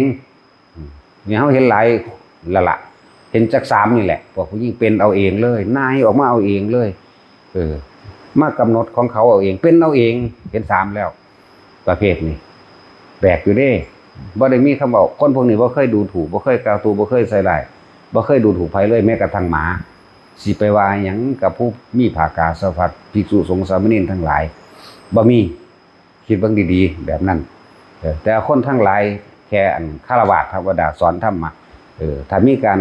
วิจัยสำนักนั้นสำนักนี้เป็นจังซั่นจังซี่หยุดให้พวกเจ้าถอนออกเลยเลิกติดตามอย่าไปเบิ่งอย่าไปติดตามอย่าไปคอมเมนต์คอมเมนต์อิหยังมันเห็นเลยอันนี้ว่าตั้งแต่โตเขาเองก็ยังบ่ทันได้สามารถบวชได้เนี่ยคิดเบิ่งคักๆเด้อโตเขาเองยังอยู่ผู้เดียวบ่ได้อยู่มั้ยแล้วเฮาสิไปมั่นใจปานนั้นบ่ว่าเขาบรรลุของเฮาเอาความจริงที่มันเป็นออกมาตัวนี้ก็เด้มาเทียบใส่นั่นน่ะคนที่เขาได้ทำจริงตั้งแต่โสดากันไปไม่มีการกล่าวตู่ใส่ร้ายเบียดเบียนผู้ใดผู้หนึ่งให้เสียชีวิตทรัพย์สินตลอดทั้งคนละสัตว์บ่มีตาหมาเขาก็บ่ดูถูกหมดแม่งเขาก็บ่ดูถูกเบิ่งธรรมดาว่ะภาษาสังสรรค์อันนั้นอันนี้เว้าไปโอ้ยแล้วพวกเฮาอย่าไปคบเสพประเภทนั้นเด้อเอาออกเลยบ่ต้องไปสนใจนั่นแหละ เขาก็บ่ละกิเลสตัณหาอุปทานเฮาได้เฮาก็บ่ละให้เขาได้คือกันเห็นบ่ล่ะฉะนั้นเฮาเอาตัวเฮาซะหลักใหญ่มีอยู่แล้วธรรมจักรนี่เอาธรรมจักรเป็นหัวใจโลดธรรมจักรว่าปวัตตนสูตรอยู่ในหันเบิดแล้วยังก็ดีบทเดียวนี่ก็ทะลุปูโป่งแล้วนะเพิ่นก็สอนลงไปนี่จังหน้าตาคือเก่านั่นแหละยังก็ดีนั่นแหละฉันว่าบอกวิธีเลือกบอกวิธีคบเสพถ้าเฮาไปคบกับคนจังใดเฮาก็สิไปเป็นจังซั่นคือเขาเด้คนมักเว้าพื้นคนเฮาไปดูเว้าคุยดูเขาดูเว้าพื้นน้ำเขาเด้แม่นว่าล่ะนินทาน้ำเขาไปล่ะนั่นแหละจังซั่นคือจังเฮาอันบัดนี้เฮาสิมองย้อนกลับตัวเองหลายๆคนเข้าใจว่าเจ้าของเป็นคนดีเนาะเวลาเขานินทาว่ากล่าวตูใส่ร้ายนั่นนี่บุคคลไม่ถูกนินทาไม่มีในโลกว่าซั่นกลับมาใหม่เด้อพวกเฮากูนี่เกิดมานี่ไม่เคยที่จะไม่เคยนินทาใครเนี่ยไม่มีสักครั้งวันที่โลดเด้อคือจักบ่ล่ะคนเกิดมาทุกคนที่บ่เคยนินทาผู้อื่นเนี่ยบ่มีในโลกโลดโดยเฉพาะกูแม่นบ่หรือผู้ใดสิตัวอยู่นี่เบิดอยู่นี่พวกเจ้าเคยเว้าพื้นคนบ่1,000,000%เลย1,000,000%คูณอีก200,000,000%เนาะนั่นแล้วแม่นว่าละบาทนี่อย่าว่าแต่อย่าอ้างว่าแต่ของเป็นคนดีโอ้ยทำใจมันเป็นสิเหลือเรื่องของโลกคนบ่ถูกนินทาบ่มีในโลกดอกน่าสิว่านึงกูนี่แหละตัวร้ายกาจตัวนินทามัวคือโลดเด้อบาทนี่นั่นแหละให้มันย้อนกลับขึ้นมาหาเจ้าของแน่อย่าอ้างว่าแต่ของเป็นคนดีหลายเว้าจังซั่นคือของดีนี่เด้เนาะแม่นว่าล่ะนั่นแหละยอมรับปานนี้เลิกนินทาเขาหรือนินทาเราก็จังเถอะบ่ได้มีประโยชน์หยังได้มีแต่โทษกับโทษเด้อนั่นแหละบ่มีอีหยังเลยหันเข้ามาเบิ่งเจ้าของโลดเฮาเฮาศูนย์เพราะว่าเรื่องใดนี่เนี่ยเวลาเขาว่านั่นความนี่ปึ๊บกูโมโหเรื่องใดหนอนี่เนี่ยกูกำลังยึดเรื่องใดหนอโลดนี่หันเข้ามาเบิ่งนี่ เขาก็บ่ได้เฮ็ดให้กูทุกข์เด้เขาด่าเฮาก็เลยแม่นบ่เฮาต่างหากได้ไปดึงคำด่าออกเข้ามาแบบพิจารณาว่ากูไปเฮ็ดผิดแม่มึงหยังกูว่าเด้เนาะเจ้าของได้ปรุงเอาเองเนาะเสียงมันอยู่แต่เสียงจักว่าล่ะอันใดว่ามันเป็นเรื่องข้อขาดบาดตายอย่าไปสนใจนะจักว่าล่ะนั่นแหละแต่อันนึงที่มันบ่แม่นติอีไดว่าบอกกูดูมันว่าอยู่ไสรอดแล้วเนาะโอ้ยมันจะคั่นปากก็ยังมันสิไปตีปากเขาแม่นบ่ล่ะคือว่าตีปากกับของหั่นเพราะอย่างหยังเจ้าของก็เคยนินทาผู้อื่นคือกันแม่นบ่ล่ะบ่มีดอกค่อยหังโตการเลยจักนินทาต่อหน้าแล้วรับหลังก็ฟาดแมงก็ได้นี่แหละกูนี่ละตัวเก่งในการนินทาคนนี่เขาก็ว่าจังซี่ก็ได้กูนี่ละหังเก่งบางทีเนาะต่อหน้าต่อตาโลดเด้ว่าแม่นนินทาก็มีนินทาก็มีเอาเบิดทุกรูปแบบเอาล่ะพอการอยู่กับตนเองโดยอาศัยลมหายใจการอยู่กับตนเองโดยรู้ความรู้สึกของเจ้าของเองอยู่กับตนเองโดยเฝ้าสังเกตความคิดเจ้าของเองมันบ่หนีออกไปทางอื่นก็เลยเอิ้นว่าเห็นสภาวะธรรมในความเป็นจริงจริงก็จริงเจ้าของเด้บ่มันจริงผู้อื่นเด้แล้วเฮาลองเปรียบเทียบเบิ่งถ้าเฮาอยู่กับผู้อื่นคือการใส่ความเห็นคิดไปหาคนนั่นคนนี้บุคคลสัตว์สิ่งของเฮาคิดไปแต่อยู่กับผู้อื่นกับเฮาอยู่กับตัวเองเทียบเบิ่งเด้ออันใดมันสุขสงบสุขอันใดมันทุกข์กว่ากันเทียบเอาเองตัวถ้าเฮาอยู่เฉพาะลมหายใจตัวเองเนี่ยมันสิเอาความกังวลร้อนๆมาจากไสแม่นปรุงแต่งมันก็ปรุงแต่งในเจ้าของเองเด้ปรุงแต่งเรื่องใดปรุงแต่งเรื่องลมเข้าลมออกปรุงแต่งเรื่องข้าวเดียวความคิดกูก็ไปหาผู้นั้นน้อไปหาผู้นี้น้อเดี๋ยวก็ฮักผู้นั้นเดี๋ยวก็สั่งผู้นี้น้อนั่นฉะนั้นมันสิปรุงแต่งในกายของเจ้าของเองมันก็บ่หนีไปสร้างภพเด้นั่นแหละการอยู่กับตัวเองกับการคิดถึงผู้อื่นอันใดมันเป็นสุขเป็นทุกข์กว่ากันเทียบเอาตัวนั่นแหละการคิดถึงวัตถุสิ่งของจังซี่กับการคิดถึงลมเจ้าของสิก็เทียบเอาหลายๆอย่างตัวนี่แหละเพิ่นถึงบอกว่าถ้าเฮายังอยู่ในฐานทั้ง4กายเวทนาจิตธรรมในตัวของเฮาเองสุขและทุกข์เกิดขึ้นบ่ได้ภพเกิดขึ้นบ่ได้ถ้าเฮาอยู่ในหันเฮาอยู่ในลมหายใจเฮานี่แหละภพเกิดขึ้นบ่ได้เพราะว่ามันบ่มีหม้องตั้งความคิดของเฮาจิตของเฮามโนของเฮาบ่ไปติดบ่ไปยึดกับบุคคลสัตว์สิ่งของมันเลยบ่มีหม้องตั้งเมื่อมันบ่มีหม้องตั้งมันเลยบ่ไปปรุงแต่งในความพอใจเลยบ่พอใจกับผู้อื่นได้ภพมันเลยเกิดบ่ได้ผมบอกว่าให้เฮาเนี่ยอยู่กับลมหายใจตัวเองนั่นแหละแม่นสิปรุงก็ปรุงในลมนี่แหละลมเข้ายาวออกยาวสั่นมั่งหายใจอึดอัดตีบตันมั่งร่างกายโยกมั่งขนลุกมั่งนี่เห็นบ่กายเวทนาขึ้นมาแล้วกายเวทนาจิตก็คือความคิดของเจ้าของเองควบคุมกายควบคุมเวทนาอยู่ในนี่แล้วก็สิเห็นสภาวะทั้งหลายที่มันเปลี่ยนแปลงเป็นของบ่คงที่เห็นบ่ความคิดนี่ก็บ่คงที่ความรู้สึกนี่ก็บ่คงที่เป็นอนิจจังนั่นแหละบ่คงที่มันก็เปลี่ยนไปเรื่อยๆของมันเนาะที่พวกเฮานั่นเป็นทุกข์เพราะว่าพวกเฮาอยากให้มันคงที่บ่อยากให้มันเป็นแนวอื่นจึงบอกว่าจิตกายเวทนาธรรมมันอันเดียวกันนั่นแหละจริงๆน่ะมันเป็นของเดียวกันเขาจะเอาตัวใดตัวหนึ่งขึ้นก้อนได้ทั้งเบิดนั่นแหละก็เลยบอกว่าทุกคนอย่าหนีจากฐานของตัวเองเด้อฐานที่ตั้งแห่งการกระทำเป็นการยุดกรรมทั้งเบิดทั้งสิ้นคือลมหายใจกรรมก็คือจิตเจตนาในการคิดวันนี้เขาสิหยุดการกระทำทางใจก็เลยเอามาไว้ลมหายใจนั่นแหละคิดเทียบเอาเองระหว่างเขาคิดถึงผู้อื่นกับคิดถึงลมเจ้าของอันใดสุขอันใดทุกข์กว่ากันอันใดมันสงบกว่ากันนี่แหละก็คิดเทียบเอาเองต้นแต่มันเห็นเหตุผลของมันแล้วก็พยายามอยู่กับตัวเองให้มากนี่แหละอันที่พระพุทธเจ้าสอนมากที่สุดก็กายกับใจรูปกับนามกันเดียวกันกายเวทนาจิตธรรมก็อันเดียวกันนี่อยู่แค่นี้ผมบ่ได้สอนอย่างอื่นมากดอกขันธ์ห้าบอกเข้าทุกข์เพราะว่ามายึดรูปร่างกายของเจ้าของเองมายึดความรู้สึกมายึดความคิด มายึดยังที่ให้มันได้ดังใจตัวเองล่ะมันก็เลยถูกมันเลยเวียนว่ายตายเกิดจังซี่ล่ะ มันยึดกับความบ่เที่ยงแท้แน่นอนความบ่ตั้งอยู่ความเปลี่ยนแปลงความบ่คงที่มันมายึดตัวนี้อยากให้มันคงที่มันก็เลยทุกข์นั่นแหละอนิจจังก็เลยอนิจจังกับอนัตตาอ่ะมันเป็นอันเดียวกันเด้เกิดดับเสมอกันนั่นแหละถึงตัวเฮาบ่ทันมันเร็วทุกข์เพราะว่าเฮายึดนั่นแหละเอิ้นอนิจจังทุกขังอนัตตา ถ้าบ่ยึดแล้วจะเอาทุกข์มาจากไสมันก็เหลือแต่สภาพอันนึงคือเฮาบ่ยึดกายนี่นะมันร้อนก็ไปหาเฮ็ดให้มันเย็นมันหิวก็หายมันกินแน่มันก็ดับแล้วเด้สิไปฮอดแม่มึงแท้ปุ่นไปโทษดวงอาทิตย์ไปโทษหลายๆอย่างในสิ่งแวดล้อมเด้มันไปโทษผู้อื่นเด้มันเลยบ่ได้เห็นศูนย์ก็เก่าฮ้อนก็เก่าอีกฮ้อนทั้งนอกฮ้อนทั้งในฮ้อนนอกก็คือฮ้อนกายดวงอาทิตย์ก็ฮ้อนเพราะดวงอาทิตย์ฮ้อนใจก็คืออยากไปฆ่าดวงอาทิตย์ทิ่มนี่ว่าล่ะ จังซั่นตัว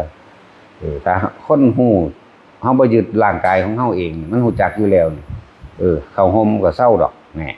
กินน้ำเย็นมั่งอยู่กับพัดลมมั่งมีห้องแอร์ก็อยู่ห้องแอร์มั่งนี่เด้ปรับใส่กับมันง่ายๆนี่เด้บ่ได้ยากเลยมันร้อนมันหนาวก็คือกันมันหิวก็หากินตัวปวดท้องปวดเหี่ยวก็ไปเหี่ยวออกมันก็เศร้าเด้ล่ะมันบ่สั่นไปอดไปกั้นอยู่หั่นว่าปวดหัวก็หายามากินปวดแขวก็ไปถอนทิ่ม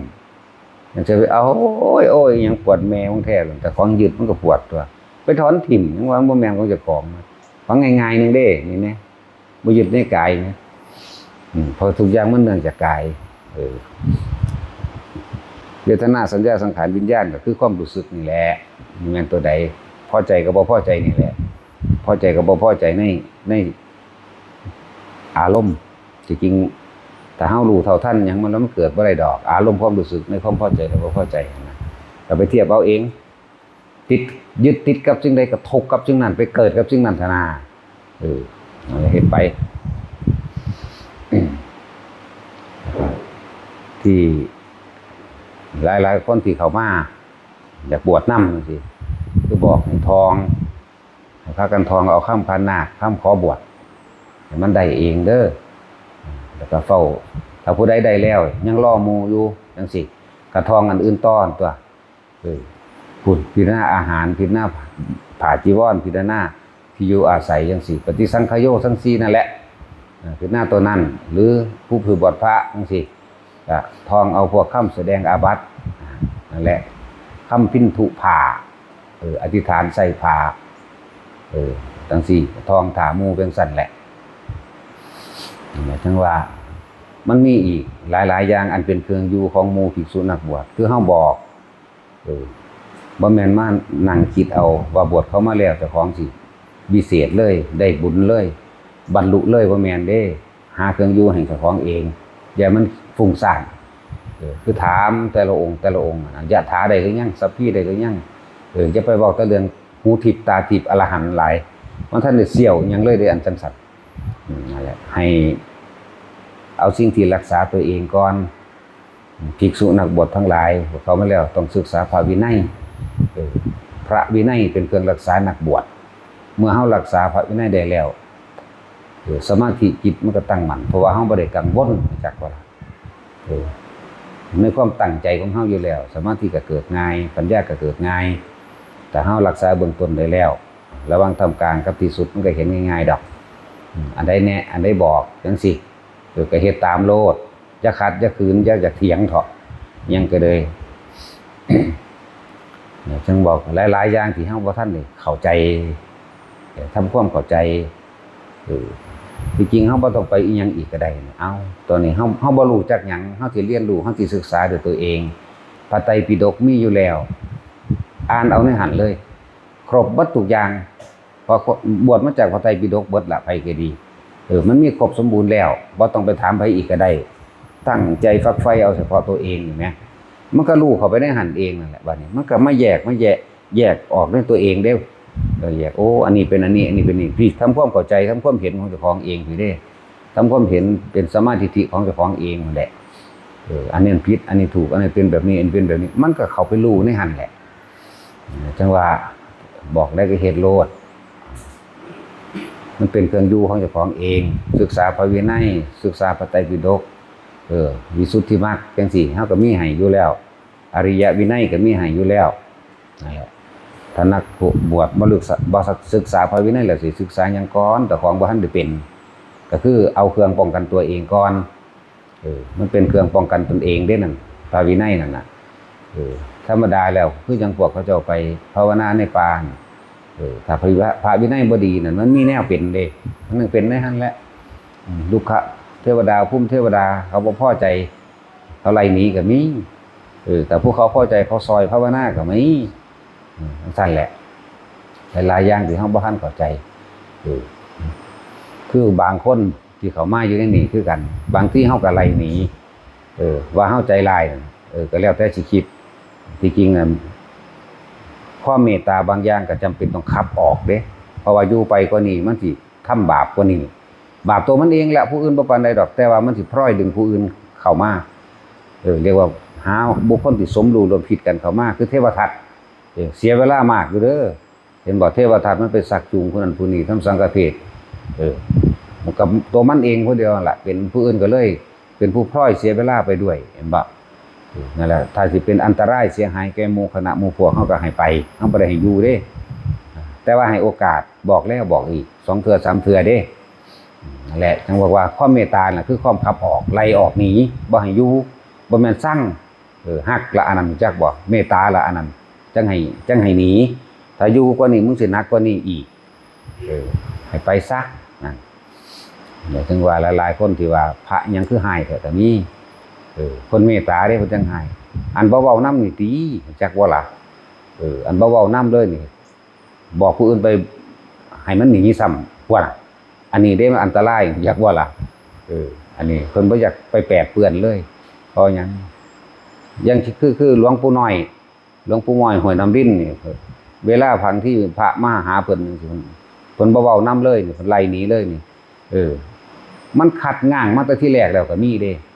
นั่นแหละคือความเมตตาจักบ่ยิ่งไปเว้ากับมันยิ่งไปเว้านี่หั่งสิเพิ่มความอาฆาตแค้นหั่งสิเพิ่มปฏิฆะมากยิ่งกว่าเก่าพุ่นล่ะหนีออกไปนั่นน่ะบ่แม่นเพิ่นซักเด้นั่นน่ะเพิ่นฮักเพิ่นมีความเมตตาเด้นั่นน่ะ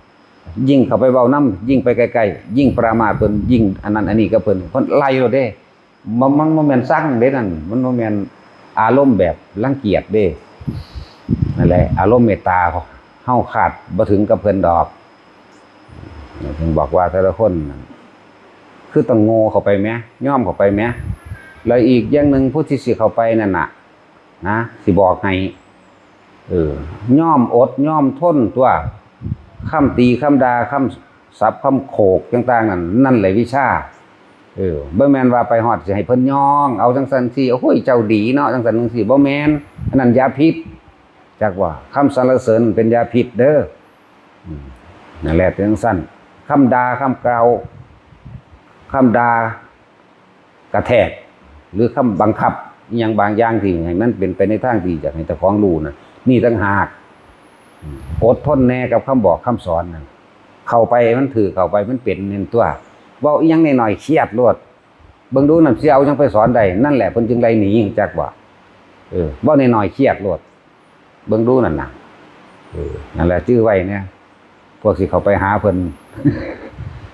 ได้บอกปานนั้นเนาะโอ้ยบ่มีปัญญาคักแน่เนาะตาสินไปกับตาสินนี่ปลอดภัยเด้เนาะรู้จักว่าล่ะผู้ใดไปกับตาสินปลอดภัยรู้จักว่า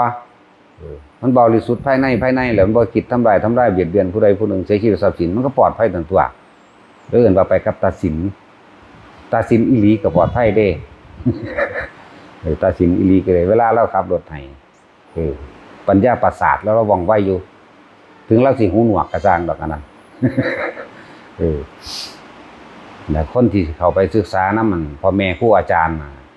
ฮู้จักอดฮู้จักทนแน่เจ้าของบ่รู้จักเจ้าของบ่ทันได้ละเป็นเด้นั่นน่ะจังศูนย์นั่นฮู้จักบ่เดี๋ยวนี้ถ้าละเป็นแล้วมันบ่ได้แสวงหาผู้อื่นใดอีกดอกมันอยู่ในตัวเองก็ในเมื่อตัวเองบ่ทันได้เป็นนั่นแหละเพิ่นเว้าหยังคือปั๊บผิดหูศูนย์เครียดแม่นบ่ละหรือยังล่ะบ่ทันได้ละเด้น่ะบ่ทันได้รู้โตสำเร็จนั่นน่ะ นั่นแหละที่เพิ่นไล่หนีมันดีแล้วตัวนั้นไปอยู่น้ำเพิ่นโดนเพิ่นใดเพิ่นไปเว้าน้ำเท่าใดบาปนักเขานั่นแหละเพิ่นเลยไล่หนีจังซั่นก็มีบางคนอยู่มาในชั่วระยะหนึ่งครับออกไปสิสร้างความเสียหายต่อหมู่คณะดึงหมู่พวกเข้าไปเป็นพรรคเป็นพวกอ้าวเนี่ยมันบ่ได้ว่ามันสิละกิเลสเจ้าของเด้พุทธเจ้าเพิ่นสอนให้ละอารมณ์เจ้าของนี่เด้ละความเห็นเจ้าของเองนี่แหละละความคิดเจ้าของเองน่ะในความผิดในความถูกในความพอใจและความบ่พอใจนี่นึงเด้ถ้าอยู่ไผอยู่มันอยู่เจ้าของมันบ่ได้สอนยากดอกคือเฮามาในศาลานี่แหละมานี่เพิ่นผู้บ่มีหน้าที่ในการถวายประเคนอาหารผู้บ่มีหน้าที่ในการส่งต่อก็นั่งเบิ่งหูดังเจ้าของตัวทุสุทุสิอยู่ไผมันโลดบ่ต้องไปงวกพุ่นงวกพี่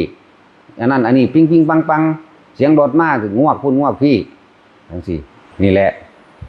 ถ้าให้ก็ว่าให้แม่นบ่ล่ะถ้าให้ตัวเจ้าของบ่ฮู้จัก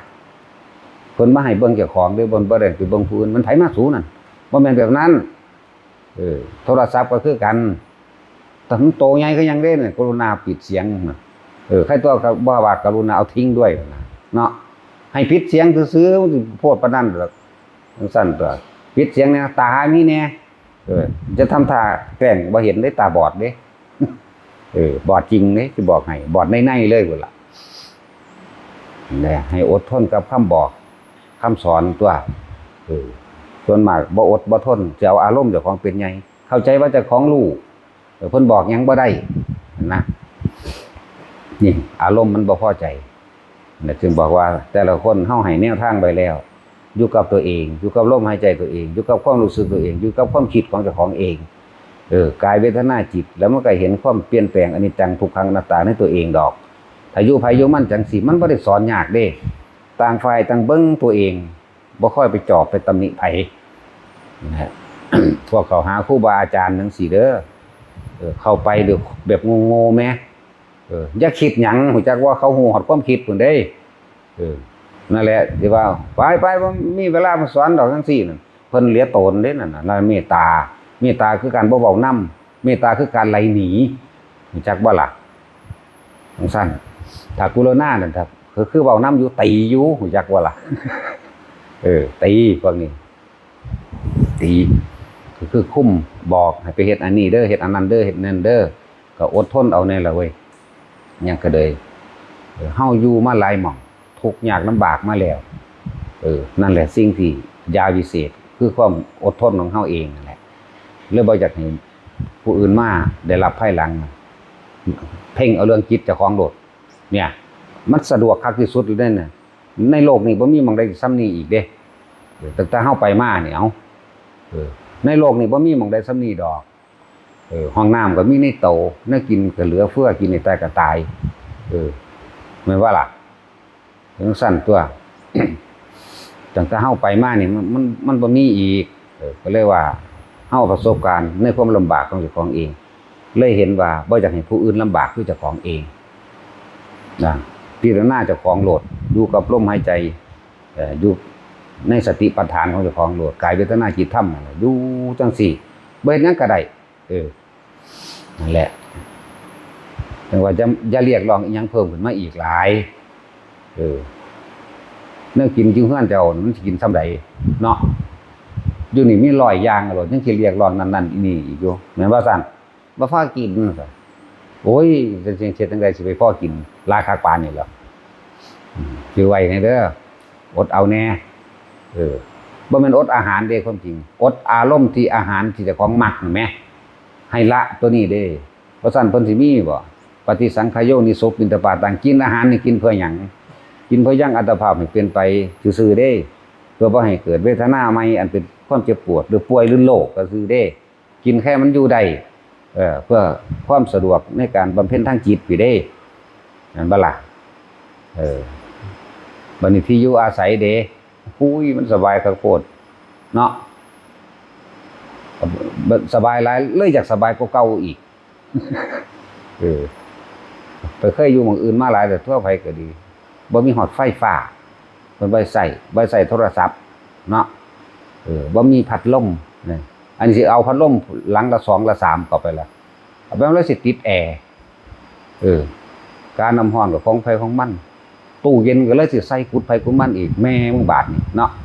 โอ้ยก็สิมาฝึกหัดปฏิบัติเฮ็ดหยังจังซั่นหนีไปอยู่เฮือนเจ้าของไปเฮ็ดเอา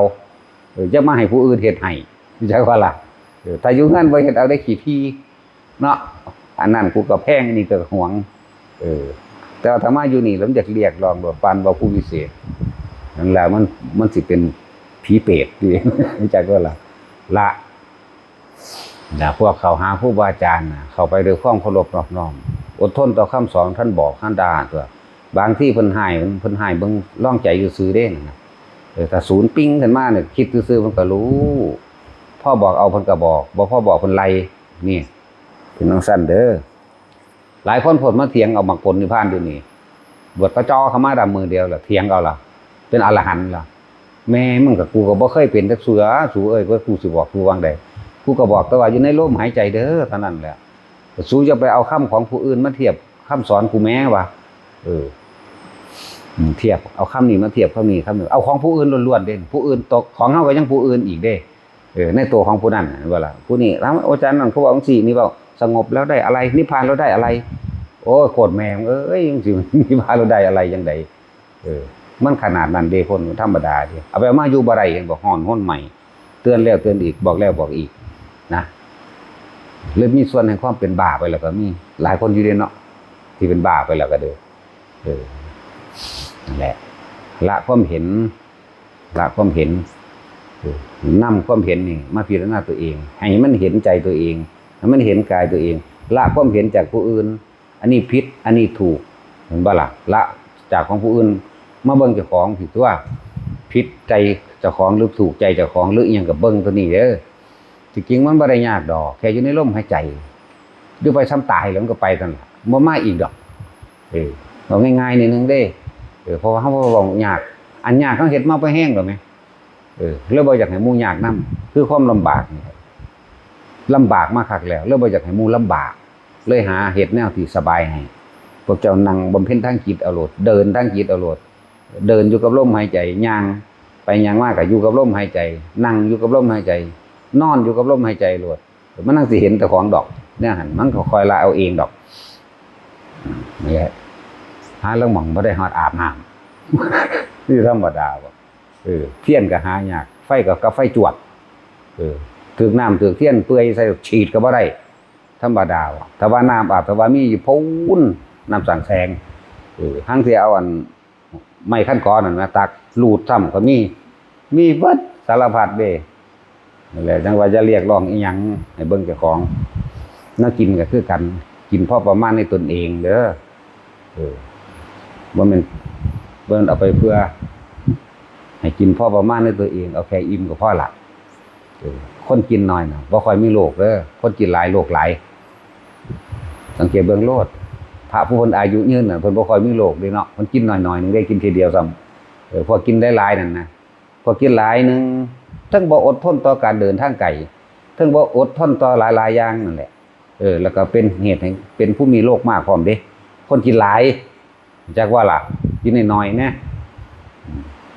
นั่นแหละคนที่กินน้อยๆนี่เป็นบุคคลที่ไม่ค่อยมีโรคอดทนต่อการเดินทางไกลถ้าอดทนต่อสิ่งเหล่านี้แหละมันก็อดทนต่อคำบอกคำสอนได้พร้อมนั่นแหละพวกเขาหาครูบาอาจารย์เด้อจ่อๆก็จะเครียดหลายมันมีคำตอบไว้แล้วสำหรับบางคนที่บางคนสิเข้าไปหาเพิ่นสิไปถามเพิ่นว่าคนนั้นพูดจริงไหมคนนี้พูดถูกไหมสำนักนั้นสำนักนี้ที่จริงตัวเองมีคำตอบไว้แล้วบางทีเพิ่นตอบอีกแบบนึงเลยเครียดเพิ่นเพราะว่าไม่ตรงกับที่ตัวเองยึดเอาไว้นี่ก็แบบนึงเด้อคนที่เขาค้างครูอาจารย์บางที่เพิ่นเว้าให้ๆนี่งุดงิดขึ้นมาโลดนั่นแหละก็สิแล่นไปหาเพิ่นหยังเพิ่นอยู่ซื่อๆเด้ไปก็เด้อ เพิ่นบ่ได้อยากสอนไผดอกถ้าว่าเพิ่นบ่เมตตาเพิ่นก็คือสอนอยู่ซั่นเนาะนั่นแหละตัวเองตั้งหากบ่เห็นความคิดเจ้าของนะบ่เห็นอารมณ์เจ้าของมันพุ่งเข้าไปแท่งเพิ่นเด้จักว่าเพิ่นเป็นคือกระจกนี่เด้เป็นกระจกใสๆผู้ใดอันคิดอีหยังปั๊บมันเป็นซูนเพิ่นโลดแต่เพิ่นสิเว้าหรือบ่เว้าตั้งหากเด้มันพ่อสอนได้อยู่บอกมันจัก2เทื่อ โอ้มันพ่อสอนได้บอกจักคือหนึงเพิ่นนี่ได้อยู่จังซี่นี่อันนี้สอนบ่ได้นี่ขี่สอดตอแลเข้าไปแบบนั้นแบบนี้โอ้ผมศรัทธาหลายจังซั่นเพิ่นไล่หนีซ้ำเครียดซ้ำก็มีเด้เนาะนั่นแหละมันเข้าไปในหันแลเข้าไปในกระจกใสๆนั่นแหละเพียงแต่ว่าเพิ่นถ้าว่าพ่อสอนได้เพิ่นก็สอนบ่พ่อสอนเพิ่นก็ไล่หนีโลดนั่นแหละความเมตตาจักว่าเมตตาไล่หนีถึงสั่นเด้อเอาพอละ